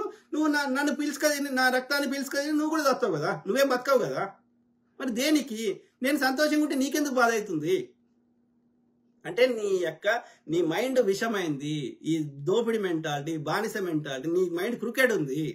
నీదైనా నువ్వు ఎట్లా బతకాలో బోధించే ఈ ఆర్య బ్రాహ్మణులైనా, ఓకే, ఈ రెడ్డిలు, వెలమలు, ఈ కమ్మలు, కాపులు, బీసీలు, ఈ ఆర్యడి ఎస్సీలు ఎస్టీలు బయటకు వచ్చేసారు. ఏది వర్ణ వ్యవస్థ నుంచి, బ్రాహ్మణుడు పెట్టే చెత్త నుంచి. ఇంకా బయటకు రావాల్సిన వాళ్ళు ఈ బీసీ, అట్లనే రెడ్డి, ఈ కమ్మ, కాపు, వీళ్ళు రావాలి బయటకి. ఈ బ్రాహ్మణుల చెత్తని 1% కూడా విశ్వసించకూడదు. ఓకే, అది చిన్నజీఆర్ గాడు కానీ, చాగంటి కానీ, ఇంకోటి కానీ, నార్త్ ఇండియాలో కానీ, బాబాలు కానీ, ఇంకోటి సరే. ఓకే, సో ఆ క్రమంలో కేసీఆర్ అనేటువంటి నువ్వు గిట్ట బీజేపీతో పొత్తు పెట్టుకున్నా, బీజేపీలో విలీనం చేసినా, ఎన్ని చేసినా ఫస్ట్ తెలంగాణ ప్రజలు మీ ముడ్డి మీద అంటారు. ఓకే, రెండోది ఇక్కడ మీరు ఇంకా ఈ కుట్రలు చేస్తే పాపం కనీసం బీఆర్ఎస్ సపరేట్గా ఉన్నప్పుడు వచ్చిన 30 నుంచి 40% ఓట్లు అవి కూడా బీజేపీకి రావు. రాసి పెట్టుకోండి. ఒక్క రైతు కూడా బీజేపీ ఓటేడు. రాసి పెట్టుకోండి. ఒక్క కార్మికుడు కానీ, ఒక్క కర్షకుడు కానీ, ఒక 30 ఏళ్ళు దాటి ఒక 25 నుంచి 30 పెళ్లి చేసుకొని ఒక కొడుకో బిడ్డకో జన్మనిచ్చిన తర్వాత పిల్లలు పుట్టినాక ఏ బాధ్యత కలిగిన ఏ కుటుంబమైనా బీజేపీకి ఓటేది. పెళ్ళాం అడుగుతుంది కదరా, అరే ముండ కొడుక పొరగానికి పాలు కావాలి, డైపర్ కావాలి, పాలపొడి డబ్బా కావాలి, వానికి రోగం వస్తే మందులు కావాలి అని అడుగుతుంది. జై శ్రీరామ్ అనుకుంటే రోడ్డు మీద జమ్మి కత్తులు పట్టుకుంటూ వస్తాయి. అవి పని చేసుకుంటూ వస్తాయి కదా. మరి ఆ పని కల్పించేటోడు కావాలి, పనికి తగ్గట్టుగా పైసలు కల్పించేటోడు కావాలి, ఆ స్కిల్ డెవలప్మెంట్ ట్రైనింగ్ ఇచ్చేటోడు కావాలి, ఉద్యోగాలు ఇచ్చేటోడు కావాలి, మా బతుకులు మార్చేటోడు కావాలని అడుగుతుంది ఆ గృహిణి. కానీ అరే పోయి జమ్మి కత్తులు పట్టుకుని రోడ్ల మీద జై శ్రీరామ్ అని రా, ఎవడని ఉంటే వాడిని దోపిడీ చేసుకొని రారా అని చెప్తుందా ఏ తల్లి కానీ, ఏ భార్య కానీ? ముండ కొడక ఎందుకు ఓటేస్తారా? ఓడేడు. కాబట్టి నువ్వు బీజేపీలో విలీనం చేస్తే కేసీఆర్ నువ్వు అనుకుంటున్నావు అడ్డదారుల అధికారం వస్తుందని. రాదు రాదు రాదు. అది ఎక్కడ వస్తుంది, అది ఎక్కడ సాధ్యమవుతుంది అంటే ఎడ్డి గోదలు ఉన్నటువంటి ఈ ఏపీలో కానీ యూపీలో సాధ్యమవుతుంది. ఎందుకంటే అక్కడ ప్రజలు ఎడ్డోళ్ళు ఉన్నారు కాబట్టి. ఒకప్పుడు అక్కడ చైతన్యం ఉండే, అక్కడ చైతన్యాన్ని చంపేశారు.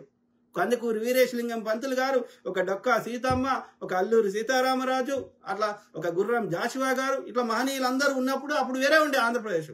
ఇప్పుడు దాన్ని కంప్లీట్ గా బానిస లెక్క చేసారు. వాళ్ళ ఒక్కరి కామన్ మ్యాన్ దగ్గర 1% కూడా తెలివి లేకుండా చేసేసారు అక్కడి ప్రజలకి. కాబట్టి ఒక ఏపీలనో ఒక యూపీలనో రాగలుగుతాయేమో నీ కుట్రల వల్ల, కానీ తెలంగాణ రాలేవు. అత్యంత చైతన్యం గల ప్రజలు. ఓకే, అర్థమైందా? తుమ్మినా దగ్గినా ఇట్లనే పసిగడతారు నీ ఇంటెన్షన్ ఏందో. కాబట్టి ఇక్కడ నీ కుట్రలు పనిచేయవు. నువ్వే ఒప్పుకున్నావు, అరే మస్తు హుషారైపోయారు అని. అవుతారా, ఫస్ట్ టైం కూడా హుషారే ఉండే. నీ మాయ మాటలకు నమ్మిర్రు వీడేమో నిజమేమో అనుకొని. ఎప్పుడైతే నీ భాగవతం తెలిసిందో ఇక నమ్మరు, ఇక అయిపోయింది. అర్థమైందా? కాబట్టి కేసీఆర్ గారు, నువ్వు తలకాయ కింది కాలు మీద పెట్టుకున్నా, నువ్వు బీజేపీలో విలీనం చేసినా, బీజేపీ సంకనాకినా, ఓ ఎలక్షన్ ఫ్రాడ్ చేద్దామని ట్రై చేసినా, నీ ఎలక్షన్ మిషన్స్ అన్నింటి కాల పెడతావు.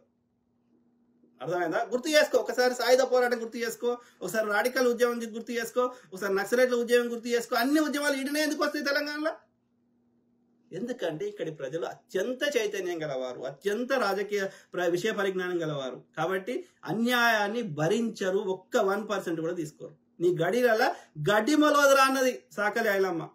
ఎందుకంటే అదరా ఆ దొరతోటి గెలిచే శక్తి ఉన్నది ఆమెకే. దొరక దగ్గర లక్షల ఎకరాలు ఉండే, అవ్వ దగ్గర ఏముండే? అయినా నా ప్రాణం పోయినా సరే అని ఎదురు తిరిగి కొట్లాడారు. సో ఆ చైతన్యం ఇక్కడి గడ్డ మీద ఉంది. ఎందుకు వచ్చిర్రా ఊర్లకి వెళ్ళి ఎల్మోళ్ళు అందరూ ఎందుకు పారిపోయారా? ఎల్మోదరులు ఇంకా బీసీ ఎస్సీ ఎస్టీ వాడు గన్ను పట్టుకొని కాల్చి చంపుతాం రా, దున్నేవాడిదే భూమి నీది కాదురా అని చెప్పి అన్ని దగ్గర ఎర్ర జెండాలు వారితే ఏం చేసిర్రా? అందరు ఊర్లకి వెళ్ళి పారిపోయారు ఈ పాడుకోరు. ఇప్పుడు మళ్ళీ అది అవుతుంది. అర్థమైందా? మా ప్రాణం పోయినా సరే కానీ నీ యొక్క ఈ కుట్రల కుతంత్రాలు, నీ ఆర్య బ్రాహ్మణుల కుట్రల కుతంత్రాలు తెలంగాణ నడవాయి. అర్థమైందా? సో కాబట్టి ఇప్పుడు ఆ 30% వచ్చే ఓటు నువ్వు తెలంగాణ కోసం కష్టపడ్డావనో, తెలంగాణ కోసం ఏదో తెలంగాణ రావడం నీది కూడా ఎంత కొంత భాగస్వామ్యం ఉంది అని ఆ 1% సాఫ్ట్ కార్నర్ తోటి నీకు 30% అన్న ఓట్లు వచ్చి ఆ చిల్లర వంచిపెట్టినందుకు ఆ 30% అన్న నీ మీద కొంచెం అభిమానం ఉండే. కానీ నువ్వు ఒక్కసారి బీజేపీతో చేతులు కలుపు చూడు, నీ బీజేపీకి 5% ఓట్లు రావు. నీ బీఆర్ఎస్ ఎక్కడిది? నువ్వు ఎన్ని కుట్రలు చేసినా రావు. మొత్తం నీ ఆ నార్త్ ఇండియాలో ఉన్న బడ్జెట్ అంతా తీసుకొచ్చి మంచి పెట్టినా ఇక్కడ ప్రజలు వేయరు.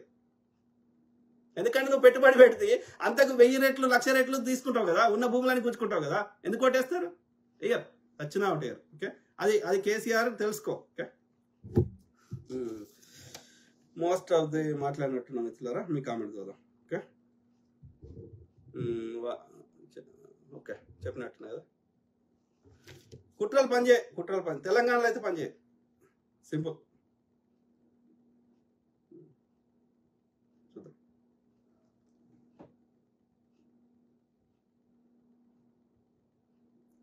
రేపు ఎప్పుడో మన బీసీ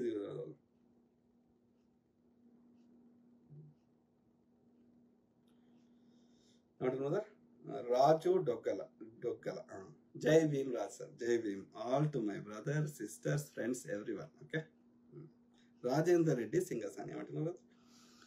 రాష్ట్ర ప్రభుత్వాలు పెట్రోలు డీజిల్ జిఎస్టీలోకి తీసుకురావాలి అంటే రాష్ట్ర ప్రభుత్వాలు ఒప్పుకోవాలి అంటున్నారే, మరి బీజేపీ పరిపాలన రాష్ట్రంలో చేయొచ్చు కదా, చెయ్యరు. నోట్ల రద్దు అడగలేదు, ట్రిపుల్ తలాక్ అడగలేదు, ఆర్టికల్ 370 అడగలేదు, ఇదొక్కటి అడుగుతున్నారు అంటే దొంగ రాజకీయం. ఒకటే బ్రదర్, జిఎస్టీ అనేది తెస్తే ఓకే మనము ఉరితాడిని మనమే ఇది వేయించుకుంటున్నట్లు లెక్క.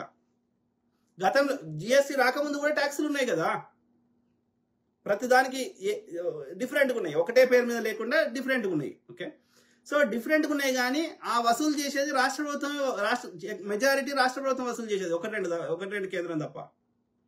ఇప్పుడు అన్ని ఒకటే పేరు పెట్టి వసూలు చేస్తున్నావు.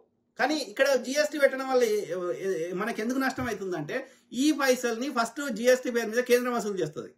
కేంద్రం వసూలు చేసినాక మన వాటా కింద 100 రూపాయలు వసూలు చేస్తే 40 రూపాయలు మనకి ఇస్తుంది, 60 రూపాయలు దొబ్బక విక్తుంది. జిఎస్టీ పెట్టకపోతే ఆ 100 రూపాయలు కూడా మనకే వచ్చేటి, 60 రూపాయలు దొబ్బకే అవకాశం లేదు మనకి. అందుకని ప్రతిదీ జిఎస్టీ కింద రావాలి, ప్రతిదీ జిఎస్టీ కింద రావాలంటే అర్థమైంది అంటే రాష్ట్రాలకి పైసలు రానియడు. పైసలు రాష్ట్రాలకు రాకపోతే పైసలు పరిపాలన ఎట్లా చేస్తాం? మరి కేంద్రంలో వచ్చిన పైసలకు లెక్క చెప్తాడా? చెప్పడు. సో కాబట్టి మిగిలిన 60 రూపాయలు ఎక్కువ వీక్తుండు కదా, అలా జిఎస్టీ పెట్టకపోతే ఆ 100 రూపాయలు మనకే ఉండేటి కదా. ఇప్పుడు కేంద్రము డైరెక్ట్ గా పైసలు వసూలు చేసే శక్తి కేంద్రానికి లేదు, రాష్ట్రాల మీద. ఎందుకు లేదంటే రాష్ట్రాలు సహకరించకపోతే కేంద్రం వసూలు చేయలేదు. ఇక్కడ వసూలు చేసినవాడు రాష్ట్రమే కదా. కాబట్టి నువ్వు జిఎస్టీకి ఒప్పుకుంటే నువ్వే ఈ రాష్ట్ర ప్రభుత్వం వసూలు చేపిస్తుంది మన దగ్గర. వసూలు చేసిన దానికెళ్ళి 60 రూపాయలు వాడు దొబ్బేస్తున్నాడు. 60 రూపాయలు లెక్క చెప్తలేడు. ఆ 40 రూపాయలు ఇస్తున్నాడు. రేపు 40 రూపాయలు కూడా ఇస్తాడని గ్యారంటీ లేదు. ఇప్పుడు కొన్ని రాష్ట్రాలకైతే ఆ 40 రూపాయలు కూడా ఇస్తలేడు.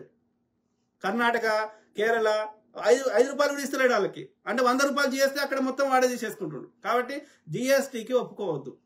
ఇక వాడు సపరేట్గా ఏం ట్యాక్స్ పెట్టుకుంటాడో, ఎట్లా వసూలు చేస్తాడో, మన సహకారం లేకుండా ఎట్లా వసూలు చేస్తాడో చూద్దాం. అంటే మనం పైసలు ఇచ్చేది మనము, మళ్ళీ మన మీద అజమాయిషి ఎలా ఇస్తా అంటే మనం ఎందుకు కోరుకుంటాం? కాబట్టి జిఎస్టీ ఒప్పుకోవద్దు. ఓకే, లిక్కర్ కూడా ఒప్పుకోమంటాడు. లిక్కర్లో ఎక్కువ శాతం రాష్ట్రానికి బడ్జెట్ వస్తుంది లిక్కర్ మీద. సో ఆ పైసల్ని మనము రాష్ట్ర ప్రభుత్వం జీతాలు ఇవ్వడానికి ఇంకో దానికి వాడుకుంటున్నాం. జిఎస్టీ పెడితే వాళ్ళకెళ్ళి కూడా మీరు సగం కంటే ఎక్కువ తీసుకోవాలి. కాబట్టి జిఎస్టీకి ఒప్పుకోదు. అదే ఒప్పుకొనే తప్పు చేసినాం. ఓకే, అప్పుడు కూడా రాష్ట్రాలు ఒప్పుకోనంటే ఏం చేశారు? మేము ఎక్కువ మీకు ఎక్కువ పర్సెంటేజ్ ఒక 5 ఏళ్ళకి 10 ఏళ్ళకి ఎక్కువ ఇస్తామని చెప్పి ఒప్పించారు. ఒప్పుకునేది కాకుండా ఇప్పుడు కూడా ఒప్పుకోదు. ఒప్పుకుంటే రాష్ట్రాలకి మొత్తం వాడు దోసుకుంటాడు. దోసుకొని దానికి లెక్క చెప్పడు, ఏం చెప్పడు. ఇక బాపనోడు దోసుకుంటాడు. ముడావత్ కెషావా, నాకెందుకు రా స్పాట్ పెడతావు? మోడీ గారికి పెట్టు. ఇన్ని దేశాలు తిరిగి ఏం తెచ్చినవరా అని. నాకు కాదురా ముడావత్, ముడ్డాడా ఎడిరా కొడుక, నాకు కాదు ముడావత్గా. అరే కాంగ్రెస్ వాడు నాగార్జున సాగర్ కట్టినరా, శ్రీశైలం కట్టినరా, అక్కడ దామోదర్ వ్యాలీ ప్రాజెక్టు కట్టినరా, బాక్రానంగల్ కట్టినరా, ఎడ్డి లంజ కొడుకు చౌకీదారు చెప్పాడు మోడీ గాడు ఏం కట్టినరా అని అడుగురా ముడావత్. ఇన్ని దేశాలు తిరిగినావు కదరా, ఏం సాధించినవరా? ఆ యొక్క మూగ ప్రధాని ఎడ్డిచ్చిన మూగ ప్రధాని ఏది న్యూక్లియర్ డీల్ చేసుకొచ్చిండు. ఏది మన యొక్క ఎలక్ట్రిసిటీ ప్రొడక్షన్ కోసము, యొక్క పీస్ఫుల్ వాటి కోసం మనం న్యూక్లియర్ యొక్క ఇది యురేనియం మాకు అమ్మాలని చెప్పి న్యూక్లియర్ డీల్ చేసుకొచ్చిండు అమెరికా తోటి. ఒబామాతో యొక్క ఏది మనకు యొక్క భద్రతా సమితిలో మనకి పర్మనెంట్ మెంబర్షిప్ కోసం ట్రై చేసిండు. మూగ ప్రధాని పేరు మీద ఇలా ఏది ఆక్స్ఫర్డ్ లో, కేంబ్రిడ్జ్ లో ఆ యొక్క ఏది ఆర్థిక శాస్త్రంలో గ్రాడ్యుయేట్స్ కి ఏది అవార్డులు ఇస్తున్నారు. ఈ ముండప్పటికి ఏమొచ్చురా? చిన్న పోరగాళ్ళు అడిగారు, 5వ తరగతి 8వ తరగతి పోరగాళ్ళు. అస్సాంలో బాడ్ అంటే వరదలు వస్తున్నాయిరా. మరి గ్లోబల్ వార్మింగ్ అవుతుంది. ఈ గ్లోబల్ వార్మింగ్ వల్ల ఈ యొక్క మంచు హిమాలయాల్లో కానీ ఇంకా ఉన్నటువంటి మంచు కరిగి మనకు అకారణంగా వరదలు వస్తున్నాయి. దీనికి నువ్వు ఏం చేస్తున్నారో ముండకొడికి అడిగితే ఏమంటాడు ఈ చదువు లేని అజ్ఞాని? చిన్నప్పుడు నాకు చలి పెట్టేది, ఇప్పుడు అది ప్రకృతి మారలేదు, అది కానీ మన శరీరం మారింది, మనకు చలి తట్టుకునే శక్తి చిన్నప్పుడు ఎక్కువ ఉండే, ఇప్పుడు లేదు కాబట్టి మనకు చలి అనిపిస్తుంది అన్నాడు. ఆడు చలి అడిగిండారా? ముడకొడక డిజిటల్ కెమెరా కనిపెట్టక ముందే డిజిటల్ కెమెరాతో ఫోటో తీసిన అంటాడు. మోరీలోకి వెళ్ళి గ్యాస్ తీసి చాయ్ చేసిండంట. చేయరా రే ముడావత్గా, ముట్టి మీద అంతా నేను నువ్వు చేయకపోతే. మోరీలకు గట్టర్లకు వెళ్ళి చాయ్ తీసి గ్యాస్ తీసి చెయ్యి లంజా కొడక. అదేంది వాడు సర్జికల్ స్ట్రైక్స్ వెరీ కామన్ జరిగేది. సర్జికల్ స్ట్రైక్స్ చేసిండంట. వాడు పుల్వామా దాడి చేయించింది ఈ ముండ కొడుకే. ఎన్నికల ముందు సర్జికల్ స్ట్రైక్ చేసిండంట. సర్జికల్ స్ట్రైక్ చేసినామంటే ఆడు పాకిస్తాన్ ఆర్మీ వాడు ఆడు ఫోటోలు వీడియోలు అన్ని రిలీజ్ చేశారు. ఆడు రిలీజ్ చేసి వచ్చారు. ఏ షో వస్తుంటే మనోడు ఒకటి పడ్డాడు, వాడిని విడిపించడానికి మళ్ళీ ట్రంప్ ద్వారా ఫోన్ చెప్పించారు. ఓకే, సో అట్లయితే ఏది అయితే బాంబులు వేసినామని చెప్తున్నారు, స్థావరాలను తొలగించినాం అంటే ఏమన్నారు? మనం అందరం సామాన్యులు ఏమడిగినాం? మరి వేసినట్టుగా వీడియో చూపెట్టరా అని అడిగితే ఏమంటున్నాడు? మేఘాలు అడ్డం వచ్చినాయి అంటున్నాడు. అంటే ఫోటో తీయడానికి వీడియో తీయడానికి మేఘాలు అడ్డం వస్తే బాంబు వేసినప్పుడు మేఘాలు అడ్డం రావరా ముండకొడక? అంటే ఎవరి చెవులలో తామర పూలు పెడతారు లంజ కొడక ముడావతు? కాంగ్రెస్ ఏం చేయలేదు కదరా, మరి తీసేద్దాం ఈ క్రిసాట్. ఏం చేయలే కదా. బిఎస్ఎన్ఎల్ ఎవడు పెట్టిండు? ఏ బాడక పెట్టిండు? మోడీ లంజ కొడుకు పెట్టిండా? కాంగ్రెస్ వాడు పెట్టిండా? లక్షల మందికి ఉద్యోగాలు ఇచ్చిన ప్రభుత్వ రంగ సంస్థలన్నీ లంజ కొడుకు అమ్ముతున్నాయని ఎవడు పెట్టిండు? అరే లంజ కొడక, ఇందిరమ్మ ఇల్లు ఎవడు కట్టించిండు? గుడిసెలలో ఉండేటువంటి దళితులకి పక్కా ఇల్లు ఎవడు కట్టించిండు? ఎస్సీ ఎస్టీ అట్రా చట్టం తెచ్చిందవాడు, ఆర్టీఐ చట్టం తెచ్చిందవాడు, రైట్ టు ఎడ్యుకేషన్ యాక్ట్ తెచ్చినాడు వాడు. లంచా కొడక నా దగ్గర ఉంటే ఈశం పాశం పొలగొట్టాడు మూడావతి కానీ ఈ విషయ పరిజ్ఞానం లేదు. ఒక్క బాపన్ లంచ కొడుకు వస్తారా జమ్మికత్తు పెట్టుకొని చేసినావనుకుంటా. లంచ కొడక నేను ఏ దేవుని భక్తి నీకేంద్రా? వాడు ఎవడరా రాముడు? ఎల్లమ్మని మొక్కమని లంచ కొడుకుని సమ్మక్క సారాల దేవుళ్ళే కాదంటాడు. ఎందుకని? వీళ్ళు కోయాళ్ళు కదా, కోయాళ్ళకి పైసలు రావద్దు. దేవుని పేరు చెప్పి ఈ బాబాన్ లంచ కొడుకు తీసుకోవాలి. ఆంధ్ర లంచ కొడుకు, వాడు టైపిస్ట్ లంచ కొడుకు. ఒక దాన్ని దెంగి దాన్ని మోసం చేసిండాడు చిన్నజీఆర్ గాడు, దాన్ని కడుపు చేసిండు. వాడు వచ్చేసి ఇలా కాషాయం కట్టుకొని నీతులు చెప్తాడు లంచ కొడుకు. వాని అల్లుడి మూతులు నాకేంటి, నా దగ్గర ఎన్ని ఉన్నాయి వీడియోలు. మీరారా లంచ కొడుకులు చెప్పేది? ఆసారం బాబు ఎంతమందిని కడుపు చేసిండ్రా? సద్గురు అంటాడు ఎంతమంది బిడ్డతోటి వాడు ఎట్లా ఎట్లా ఎట్లా గలీజ్ ఉన్నాయి వీడియోలు. దేవుని పేరు చెప్పి ఆడ 200 ఎకరాలు కబ్జాలు పెట్టిరు. ఎందుకురా సన్యాసి అంటే? సన్యాసి అంటే ఏంద్రా లంచ కొడుక? హిందూ ధర్మం ప్రకారం, వాడు చెప్పిన ఆర్య ధర్మం ప్రకారం సర్వసంగ పరిత్యాగ.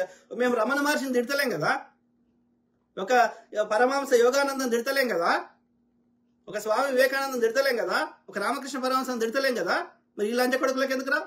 రామకృష్ణ పరమహంస దగ్గర ఉండే 40,000 కోట్ల ఎకరాలు. నువ్వు ఈ ప్రాపంచిక సుఖాలకు నాకు సంబంధం లేదా, అన్ని సర్వసంగ పరిత్యాగి ఈ కాషాయం తప్ప నాకు ఇంకేమి వద్దన్నాక మళ్ళీ ఇవన్నీ ఎందుకు ఈ లంచ కొడుకులకి? అరే చెప్తావరా ముడ్డిలేని మూడావతగా. లంచ కొడుకులు ఏ విషయ పరిజ్ఞానం ఉండదు, ఒక సబ్జెక్ట్ మీద మాట్లాడలేని దమ్ము లేని వాళ్ళు. వాడు ప్రెస్ కాన్ఫరెన్స్కి వచ్చి 200 మంది విలేకరులు సమాధానం చెప్పేటోడు అంటే వాడు పప్ప అంట. వీడు ప్రెస్ కాన్ఫరెన్స్ రాకుండా వాడు అక్షయ్ కుమార్ గారు మామిడి పండు జురుకొని తిన్నావా పీక్కొని తిన్నావా అంటే, నీ చేయిలో బటువా పెట్టుకుంటావా, పర్సు పెట్టుకొని తిరుగుతావా అంటే, నీకు 24 గంటల టైం 24 గంటలు పని చేస్తాడు. ఇన్ని దేశాలు ఎట్లా తిరుగుతారా లంచ కొడుక? నా ముందటుంటే నేను 4 రోజులు జైలుకు పోయినా సరే కానీ నేను పొట్టుపడ్డది అనేటోని పిచ్చి బాడకో. మళ్ళీ వాడు నన్ను తిడుతున్నాడు బాడకో. ఏంద్రా సెక్యులర్ అంటే? మా అమ్మను ప్రేమిస్తా, నా ఫ్రెండ్ వాళ్ళ అమ్మని గౌరవిస్తా. తప్పేముంది అందులో? గౌరవించావా? మీ ఫ్రెండ్ వాళ్ళ అమ్మని ద్వేషిస్తావా? ముండా కొడక. ఎవరిని మొక్కుంటే ఏముందిరా? అందరికి ఒకటే సూర్యుడు, ఒకటే భూమి, ఒకటే విధంగా అమ్మ కడుపులోకి వెళ్ళి వస్తారు, ఒకటే విధంగా అన్నం తింటారు, ఒకటే విధంగా చచ్చిపోతారు. ఇంతమంది గిన్ని దేవుళ్ళు ఎట్లుంటారా? మంచి చేసినోడు దేవుడు అన్నారు అంతే. మొక్కో ఎవరిని, నువ్వు కూడా మొక్కో ఎవరిని నష్టానికి. ఎవడు ఆపుతున్నా? నేను ఆపుతున్నా?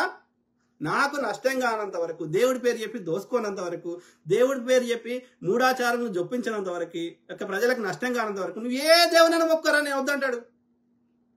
అందుకోసం కాదు కదా వాడు ప్రధానిగా ఉన్నది. నీకు అది ధర్మ ప్రచారం చేసుకోంటే చిన్నజీఆర్ గాని లెక్క మఠాధిపతి కానుండి ఎవడొద్దన్నాడు? మఠాధిపతిగా పోటీ చేయనుండి ఎవడొద్దన్నాడు? నువ్వు కూడా ఒక శృంగేరి మఠం పెట్టుకోండి ఎవడొద్దన్నాడు? భారతదేశంలో ముస్లింలకు ప్రధాని కాదు లంచ కొడుకు? భారతదేశంలో క్రిస్టియన్స్ కదా మోడీ గారు ప్రధానమంత్రి? భారతదేశంలో సిక్కులకు కదా 70% మంది ఆర్మీల సిక్కులు లేరా? వాళ్ళ యోగక్షేమాలు చూడాల్సిన బాధ్యత లంచ కొడుకు లేదా? వాడు హిందువులకు చేసింది ఏం లేదు. హిందువులంతా శూద్రులు.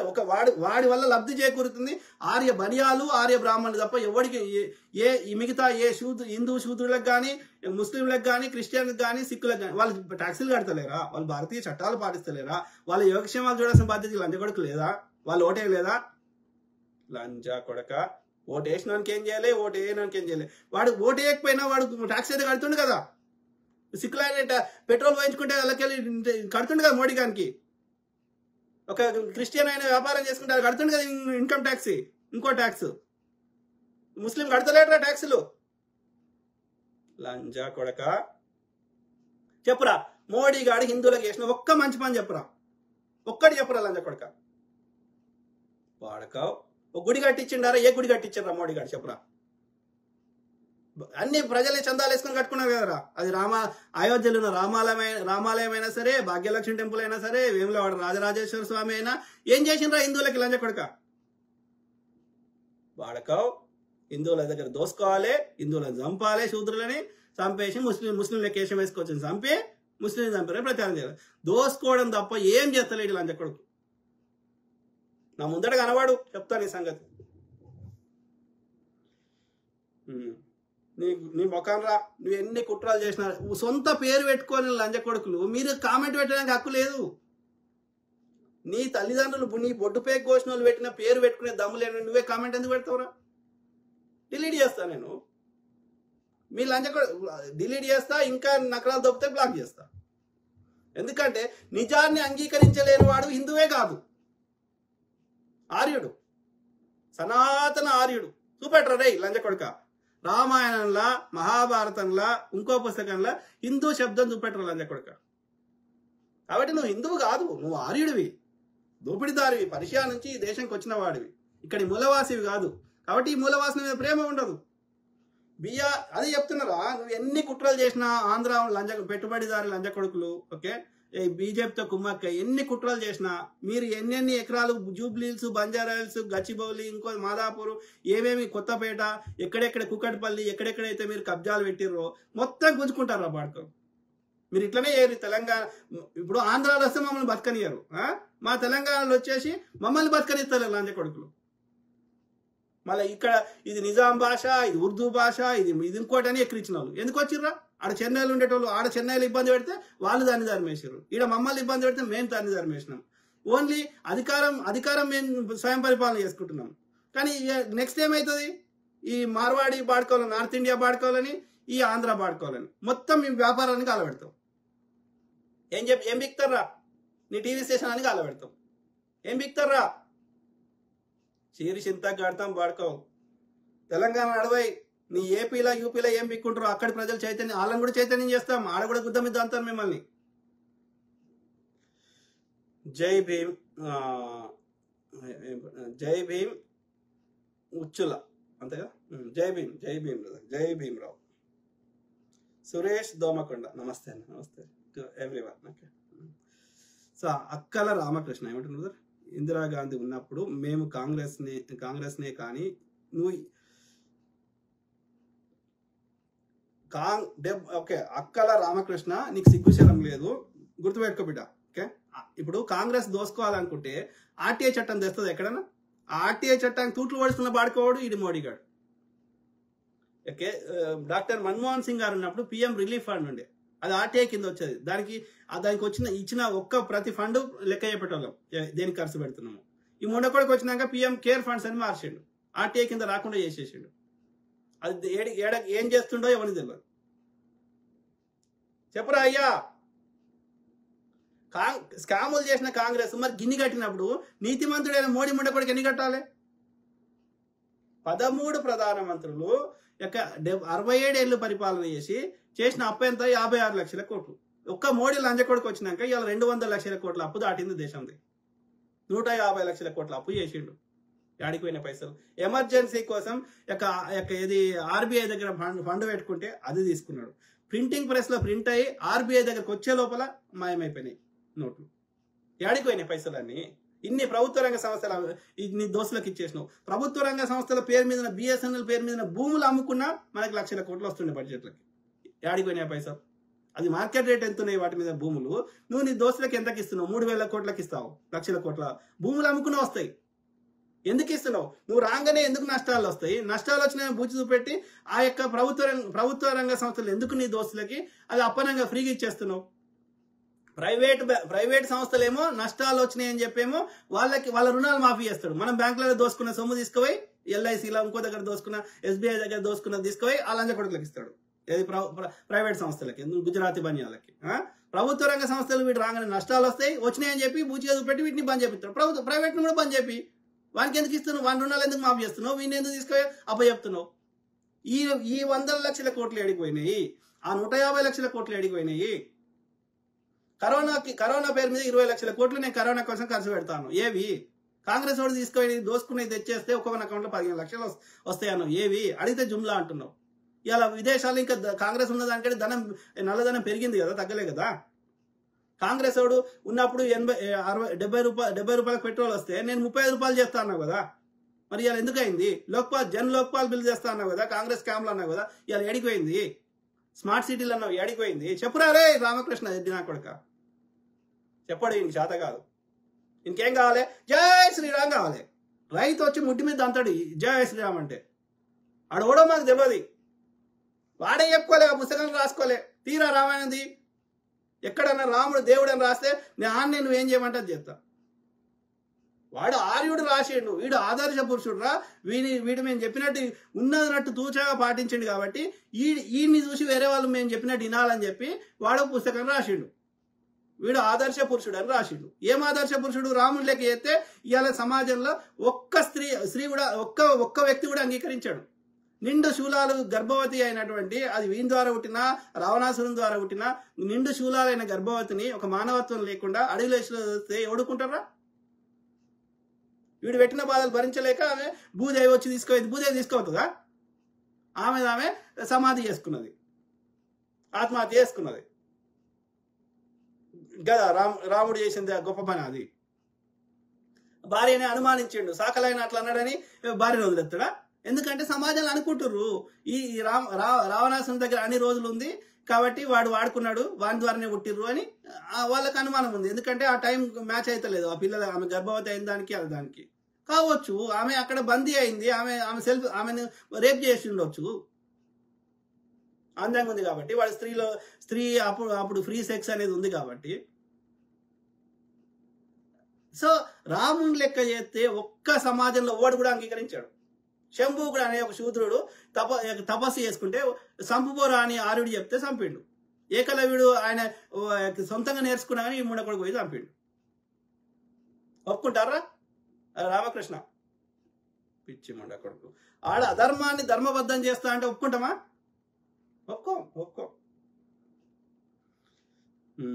అదే సిగ్గుశరం లేదు అక్కల రామకృష్ణ, సిగ్గుశరం తెచ్చుకో. ఓకే, తెచ్చుకొని నేను ట్యాక్స్ కడుతున్నా, రాజ్యాంగబద్ధంగా ప్రమాణం చేసినప్పుడు నాకు మోడీ గారు ఏం చేసిండు, కాంగ్రెస్ ఏం చేసింది లెక్క పెట్టుకొని చూడు, అప్పుడు నీకు బుద్ధి వస్తుంది. లేకపోతే నువ్వు కూడా సన్యాసి లెక్క ఆ చిన్నజీఆర్ గారిని పక్కకు పోయి వాని సంఖ నాకు పో. Kasim don super, thank you brother. Masood Khan నమస్తే అన్న. నమస్తే బ్రదర్.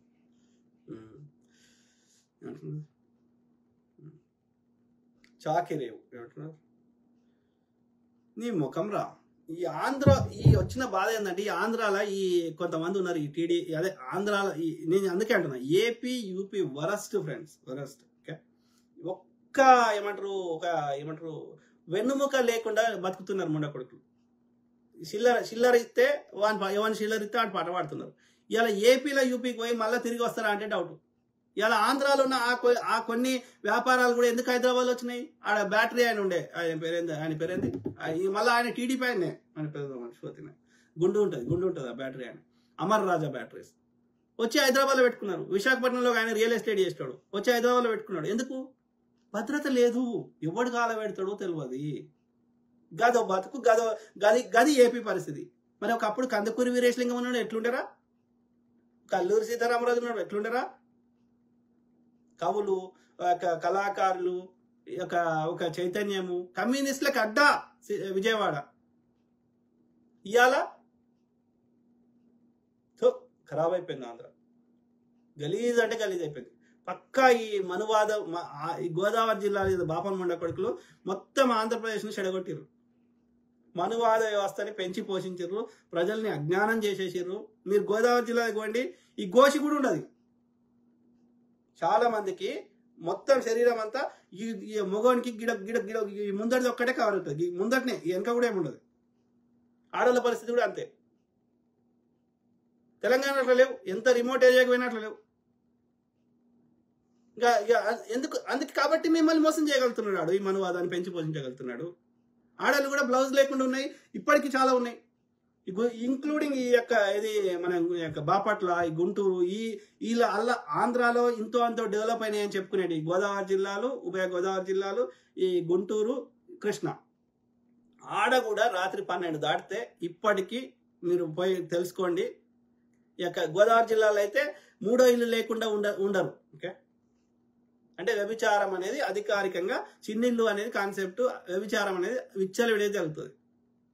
ఇక ఇది ఇక్కడ గుంటూరు, కృష్ణ ఈ పరిసర ప్రాంతాల్లో అయితే అర్ధరాత్రి 11, 12 దాటినాక చిన్నపిల్లలు వస్తారు, యువకులు వస్తారు, అందరు వస్తారు. పబ్లిక్ లో క్యాబరీ డాన్సులు జరుగుతాయి, న్యూడ్ డాన్సులు జరుగుతాయి. అమెరికాలో స్ట్రిప్ క్లబ్ అంటారు కదా, బట్టలు లేకుండా ఆడలతో నాట్యం చేపిస్తారు. ఇప్పటికీ ఇది మీ బతుకు. తెలంగాణలో ఎంత రిమోట్ ఏరియాకు ఇట్లా లేదు పరిస్థితి. సో కాబట్టి మీరు చాలా బ్యాక్వర్డ్ ఉన్నారు. నేర్చుకోరా షాకిరావో బోకిరావో కానీ. మిమ్మల్ని చూస్తే జాలేస్తుంది నాకు. ఆంధ్ర అంత గలీజ్ ముండకొడుకులు లేరు. జనాలు అట్లే ఉన్నారు, ఇక పెట్టుబడిదారులు అయితే ఇంకా గలీజ్ ఉన్నారు. జాన్ ప్రసాద్ కే అన్న, చాలా రోజులైందన్న మీ వీడియో చూసి, మిమ్మల్ని చూసి సంతోషంగా ఉంది. నమస్తే అన్న. నేను గుర్తున్నావు బ్రదర్, జాన్ ప్రసాద్ కే గుర్తున్నావు. సో తప్పకుండా ప్రజల్ని చైతన్యం చేస్తా, ప్రతి అంశం మీద అవగాహన చేసే ప్రయత్నం చేస్తా. ఓకే, ఎవ్వడు అంతే, ఇక వాళ్ళు ఏదో కొద్ది మంది వాళ్ళకి ఏదో చిల్లర ఇస్తాడు, చిల్లర ఇస్తే అట్లా మరుగుతారు కానీ. So but we don't care. మనం మెడ మీద తలకాయ వాళ్ళందరూ అర్థం చేసుకుంటారు, ఒక అంధభక్తులు తప్ప. ఇక వాడు అంధభక్తి, ఎందుకంటే వాడు విసర్జక ఆవు తనకు వద్దనే పారవోసుకుంది. పాలు పారవోసుకోదు, రక్తం పారవోసుకోదు. ఎందుకంటే రక్తం పారవోసుకుంటే చచ్చిపోతుంది. పాలు అనేది దాని బిడ్డ కోసం చేస్తే మనం తీసుకుంటున్నాం. ఓకే, అయినా సరే పాలు కూడా ఎక్కువైనా కానీ పారవేది. ఓకే, కానీ విసర్జక పదార్థం అంటే ఏమైతుంది? ఇప్పుడు ఉచ్చ అంటే ఏంది? రెండు రకాలుగా మనం తిన్న ఆహారం నోట్లకి వెళ్ళి ఏమైతే తింటామో, లిక్విడ్స్ కానీ సాలిడ్స్ కానీ. ఓకే, సాలిడ్స్ కూడా లిక్విడ్ సాల్యుబుల్ అంటే ఇప్పుడు కొన్ని కలుస్తాయి, నీళ్ళలో కలుస్తాయి సాలిడ్స్, కొన్ని కలవవు. అర్థమైందా? ఇప్పుడు చక్కెర నీళ్ళలో మిక్స్ చేస్తే కలుస్తుంది, కానీ ఇప్పుడు కొన్ని పదార్థాలు నువ్వు ఎంత మిక్స్ చేసినా కలవవు నీళ్ళలో. అర్థమైందా? అంటే మనం రెండు రకాల పదార్థాలు తీసుకుంటాం, సాలిడ్ ఫుడ్స్, లిక్విడ్ ఫుడ్స్. అర్థమైందా? చక్కెర కూడా లిక్విడ్ ఫుడ్డే, ఎందుకంటే నీళ్ళలో కలుస్తుంది కాబట్టి. అంటే నీళ్ళ రూపంలో మారే పదార్థాలు ఒకటి, ఘన పదార్థాలు ఒకటి. సో ఈ రెండు పదార్థాలు మనం తిన్న తర్వాత వాటిని శరీరము ఎంతైతే అంత డైజెస్ట్ చేసి అంతే అందులో ఉండేటువంటి శక్తిని శరీరం తీసుకుంటుంది. ఎందుకంటే నీ శరీరానికి ఆ యొక్క శక్తి కావాలి. ఏటీపీగా చిన్న ప్రేవులలో ఆ యొక్క ఈ కడుపు స్టమక్ నుంచి కిందికి పోయినాక డియోడినం అంత పోయినాక చిన్న ప్రేవులలో ఆ యొక్క రక్తనాళాల ద్వారా ఆ ఏటీపీ అంటే ఆ ఎనర్జీగా కన్వర్ట్ అవుతుంది. అప్పుడు మనకు శక్తి వస్తుంది. ఓకే, సో ఇది వచ్చినాక అయితే ఈ లిక్విడ్స్ అన్ని రక్తంలో కలుస్తాయి, తొందరగా కలుస్తాయి. సాలిడ్స్ ఏంటంటే సాలిడ్ ద్వారా ఆ సాలిడ్ లో ఉన్నటువంటి ఆ యొక్క మెయిన్ యూజ్ అయినాక దానికి శక్తి అవసరం లేనిది ఉంటుంది కదా ఘన పదార్థం, అది బయటకు వస్తుంది మలం ద్వారా, విసర్జక పదార్థం. ఎందుకంటే అది శరీరానికి అవసరం లేదు, అందులో ఉండే సారాన్ని తీసేసుకుంది, అది వేస్ట్. కాకపోతే అది తిన్నాక అది రావడానికి తిన్న ఆ యొక్క మూమెంట్ని బట్టి 72 గంటలు ఓకే నుంచి, అంటే 1 రోజు 2 రోజులు 3 రోజులు కూడా, నాన్ వెజ్ తింటే నూనె పదార్థాలు ఎక్కువ తింటే 3 రోజులు కూడా పడుతుంది. అంటే తిన్నాక 3 రోజులు ఆ యొక్క పేగుల ద్వారా బయటకు రావడానికి టైం పడుతుంది. ఈ 3 రోజులల్లా అది కుళ్ళిపోతుంది, అందుకని గలీజ్ వాసన వస్తుంది. మనము తిన్న వండిన ఆహారం వండకపోతే ఎక్కువ రోజులు ఉంటుంది. వండిన ఆహారం అయినా బయట పెట్టు, 3 రోజుల తర్వాత కంపు వాసన వస్తుంది, పురుగులు వస్తాయి, ఇంకోటి వస్తుంది. సేమ్ థింగ్ లోపల కూడా అంతే. ఓకే, సో కాబట్టి ఇక్కడ ఈ శరీరానికి వద్దని అది అంతా దాని యూస్ఫుల్ తీసేసుకున్నాక ఆ 3 రోజులు కుళ్ళిపోయిన పదార్థము, అది ఆవైనా మనిషి అయినా కుక్క అయినా ఇంకో జీవి అయినా అది విసర్జక పదార్థం. అందుకే ఈ విసర్జక పదార్థం అపెండిక్స్ వలిగితే, అంటే ఈ విసర్జక పదార్థం రక్తంలో కలిస్తే చచ్చిపోతాడు మనిషి. అపెండిక్స్ వలిగితే చచ్చిపోతాడు అంటారు కదా, సకాలంలో తీసుకోకపోతే. అర్థమైందా? అప్పుడు ఏం చేస్తారు, వాళ్ళు తీసుకుపోయి అదంతా రక్తాన్ని మళ్ళీ ఫిల్టర్ చేసి అది సకాలంలో చేస్తే బతికే అవకాశం ఉంది, లేకపోతే చచ్చిపోతాడు. అంటే ఈ విసర్జక పదార్థం ఏముంటాయి, అలా బ్యాక్టీరియాలు, వైరస్లు, అడ్డమైన విష పదార్థాలు ఉంటాయి. అవి రక్తంలో కలిస్తే ఏమవుతుంది, దాన్ని రాసుకోంటాడు ఇలా చెప్పడు. సేమ్ థింగ్ ఇదేది ఉచ్చ ఎక్కడి నుంచి వస్తుంది? మన రక్తాన్ని ఈ కిడ్నీలు అనేటువంటి ఫిల్టర్ వ్యవస్థ, ఫిల్టర్ అంటే వడబోయడం. ఓకే, అందులో ఆ కిడ్నీస్ తయారు చేసిన విధానంలో ఆ రక్తం ప్రసరణ అయిపోయి అది ఇప్పుడు డయాలసిస్ చేస్తారు. డయాలసిస్ అంటే ఏంది, సేమ్ కిడ్నీ చేసే పని బయట చేస్తున్నాం. ఓకే, సో అందులో అది ఫిల్టర్ చేస్తుంది. ఫిల్టర్ చేసినప్పుడు తనకు ఏదైతే అవసరమో అది ఉంచుకుంటుంది, అవసరం లేని అది బయటకు పంపిస్తుంది. దాన్నే ఉచ్చ అంటాం. ఏముంటాయి దానిలో కూడా బ్యాక్టీరియాలు, వైరస్లు ఇట్లాంటివి ఉంటాయి. ఇవి కాకుండా శరీరానికి అవసరానికంటే ఎక్కువ కొన్ని పొటాషియము, నైట్రోజన్ ఇట్లాంటి అవసరం లేని అవిటిని కూడా బయటకు పంపిస్తుంది. అందుకని అవి ఆ నైట్రోజన్ అవి ఉండడం వల్ల అది చెట్లకి ఎరువుగా పనికి వస్తుంది. అంతే వాటితో పాటు బ్యాక్టీరియల్ వైరస్లు ఉంటాయి, అవి భూమిలోకి పోతాయి కాబట్టి భూమి వాటిని తట్టుకునే శక్తి ఉంటుంది. కాబట్టి ప్రకృతిలో కూడా ఎన్నో బ్యాక్టీరియల్ వైరస్లు ఉంటాయి. ఓకే, కాబట్టి అది ఏమంటారు, అది న్యాచురల్. ఓకే, ప్రకృతిలో అంటే ప్రకృతి ఏదైనా తీసుకునే శక్తి ప్రకృతికి ఉంది కాబట్టి ప్రకృతి దాన్ని తట్టుకోగలుగుతుంది. అందులో ఉండే నైట్రోజన్ ని చెట్లకు ఎరువుగా పనికొస్తుంది. దాన్ని పూసుకో రాసుకుంటాడు ఈ లంచ కొడుకు. అంటే అంటే మనని ఎన్ని రకాలుగా మన చెవులలో తామర పూలు పెడుతారో అర్థం చేసుకో ఈ లంచ కొడుకు. మళ్ళీ ఆవు అంట దేవత అంట, గేదె అంట, లేదు బర్రె అంట. అది దాన్ని ఇలా ఏది ప్రపంచంలో 2వ బిగ్గెస్ట్ బీఫ్ ఎక్స్పోర్ట్ దేశం భారతదేశం. మరి ఆవు దేవత అన్నప్పుడు వీడు ఆవును చంపుతలేడు, దేన్ని చంపుతున్నాడు? గేదెని చంపుతున్నాడు. అది అట్లనే చూడడానికి అట్లే ఉంది, ఇది అట్లనే ఉంది. అది పాలిస్తుంది, ఇది పాలిస్తుంది, అది గడ్డి తింటది, ఇది గడ్డి తింటది, అది పెండేస్తుంది, ఇది పెండేస్తుంది, అది ఉత్సవం వస్తుంది, ఇది ఉత్సవం వస్తుంది. మరి ఒకటి దేవత ఎట్లా, ఒకటి సంపుకొని తినొచ్చు అని ఎక్స్పోర్ట్ చేస్తున్నావు. What is the difference? Only difference ఐసి దీని తెల్లగుంది, అది నల్లగుంది. మూలవాసుడికి ఆరికి తెలియదు, వాడు తెల్లగున్నాడు, ఇది నల్లగున్నాడు, అంతే కదా. నల్లగున్నాడు చంపుతున్నావు, తెల్లగున్నాడు గొప్పవాడు అంటున్నావు. ఎంతవరకు కరెక్ట్ ఇది? నల్లగున్నాడు రాక్షసుడు అన్నావు, నల్లగున్నాడు అసురుడు అన్నావు, తెల్లగున్నాడు దేవుడు అన్నావు, సూర్యుడు అన్నావు. ఎందుకు ఈ వివక్ష? ఇట్లా అడిగితే నేను కమ్మిని, నేను కాంగిని, నేను దేశద్రోహిని, నేను హిందువుని కాదు, నేను ఇంకోటి. వాడి వివక్షని, వాడి ఆధిపత్యాన్ని, వాడి అన్యాయాన్ని నేను ప్రశ్నిస్తే నేను దేశద్రోహి. ఇండియాలో ఉంటేనేమో వేరే దేశం పో, పాకిస్తాన్ పో, చైనాకు పో, ఇంకో దేశం ప్రశ్నిస్తే వీడికి రా. అంటే ఎంత నీచానికి దిగజారుతున్నారు రా ముండ కొడుకులు. మరి మీరు బత్తారెళ్ళకల్లా మీరు చావర్రా? మీ గోల్వాల్కర్ చావలేదా? మీ వాజ్పేయి చావలేదా? మీ యజ్ఞక వారు చావలేదా? మీ మురళీ మనోహర్ జోషి చావలేదా? మీ యొక్క సుష్మా స్వరాజ్ చావలేదా? రేపు మోడీ గారు చావడా? అమిత్ షా గారు చావడా? మరి ఎందుకు బతుకున్న రోజులు అందరం మంచుకుందామంటే మీకేం నొస్తుంది? ఇప్పుడు ఇన్ని దేశాల్లో ఈ యొక్క ఏది టెంపుల్ గుళ్ళు కట్టుకొని ఇచ్చారు కదా. వేరే దేశం నుంచి వచ్చినోనికి వానికి గుళ్ళు కట్టుకొని ఇచ్చినప్పుడు ఆ దేశంలో పుట్టినోనికి, ఆ దేశంలో ఉన్నోనికి, నువ్వు వేరే దేశం రానోని వాని ఎందుకు ఇబ్బంది పెడుతున్నాను? ఇప్పుడు అమెరికాలో ఏ ప్రధాన నగరమైన గుడి ఉంది కదా, మనం వేరే దేశం నుంచి వచ్చినా తెలిసినా నీకు వీసాలు ఇచ్చి, గ్రీన్ కార్డులు ఇచ్చి, సిటిజన్షిప్ ఇచ్చి నీకు గుడి కట్టుకొని ఇచ్చినప్పుడు నువ్వు వాడు అక్కడనే పుట్టినోని, నువ్వు వాడు భారతీయుడు ఉండి భారతీయ చట్టాలు పాటించి భారతీయ ట్యాక్సులు కట్టి వాళ్ళ తాత ముత్తాతలు అక్కడి నుంచే ఉన్నోడిని వాడిని ఎందుకు నువ్వు ఇబ్బంది పెట్టేది? నువ్వు బాధ పెడితే, నువ్వు యొక్క వివక్ష చేస్తే, నీ బాధ తట్టుకోలేక వాడు కన్వర్ట్ అయితే నీకేమని ఏం చేసిండు? నువ్వు మొక్కుంటా అంటాడు, వద్దంటుండా? ఎవరు నచ్చినాడు వాడు మొక్కుంటే ఏమవుతుంది? అది కాదు కదా ప్రజా సమస్య. దొంగ ముడకొడు. అవును, ఏమంటారు? రాజేష్ మామిడిపల్లి. ఆంధ్రాలో ఇప్పటికీ పేరు పిలవరు, అలా ఫలానా కులపిచ్చి మహాఘోరంగా ఉంది బ్రదర్. ఎందుకు? ఆడ హైదరాబాద్ నా ఫ్రెండ్ క్లాస్మేట్ ఒకడు, ఉస్మాన్ యూనివర్సిటీలో నేను బయోమెడికల్ చేసిన అప్పుడు, ఎప్పుడు 2000లో నాకు గ్రాడ్యుయేట్ అయినా. ఓకే, ఆడు నా క్లాస్మేట్, ఆడు విజయవాడ, ఆడు గొట్టిపాటి సుభాష్ అని ఉంటుంది దాని పేరు. సో ఆడు వచ్చేసి ఇంకో ఆమె మంజుల అని ఒక అమ్మాయి ఉంటుంది, ఆమెను పేరు పెట్టి పిలుస్తలేడాడు, చౌదరి అని పిలుస్తాడు ముడ కొడుకు. వీడు చౌదరి అంట, వాడు చౌదరి అంట. అంటే కమ్మ కాస్త అనుకుంటా. అంటే ఎంత కులపిచ్చిరా ముడ కొడుకులకి. అవును బ్రదర్, రాజేష్ మామిడిపల్లి. అదే ఆంధ్ర ఇస్ వెరీ బ్యాక్వర్డ్ ఉన్నది. ఒకప్పుడు ఇట్లా లేకుండే, ఇవాళ ఇప్పుడు ఎందుకైందో నాకు తెలుస్తలేదు. ఇప్పుడు ఇది స్వతంత్ర ఉద్యమాలు కానీ, ప్రజాస్వామ్య ఉద్యమాలు కానీ అన్ని ఆంధ్రాలోనే ఎక్కువ ఉండే. కవులు, కళాకారులు, సాహిత్యము మీరు అబ్జర్వ్ చేయండి. ఒక శ్రీశ్రీ, అర్థమైందా? ఆ చైతన్యం ఎందుకు చంపేసిర్రు? ఈ ఇక్కడ ఉన్నాడు గోదావరి జిల్లాలో ఏదైనా బ్రాహ్మణులే చంపేసారు, మొత్తం నాశనం చేశారు ఆంధ్రాలో వ్యవస్థ. రాజేంద్ర ప్రసాద్ ధనరాశి.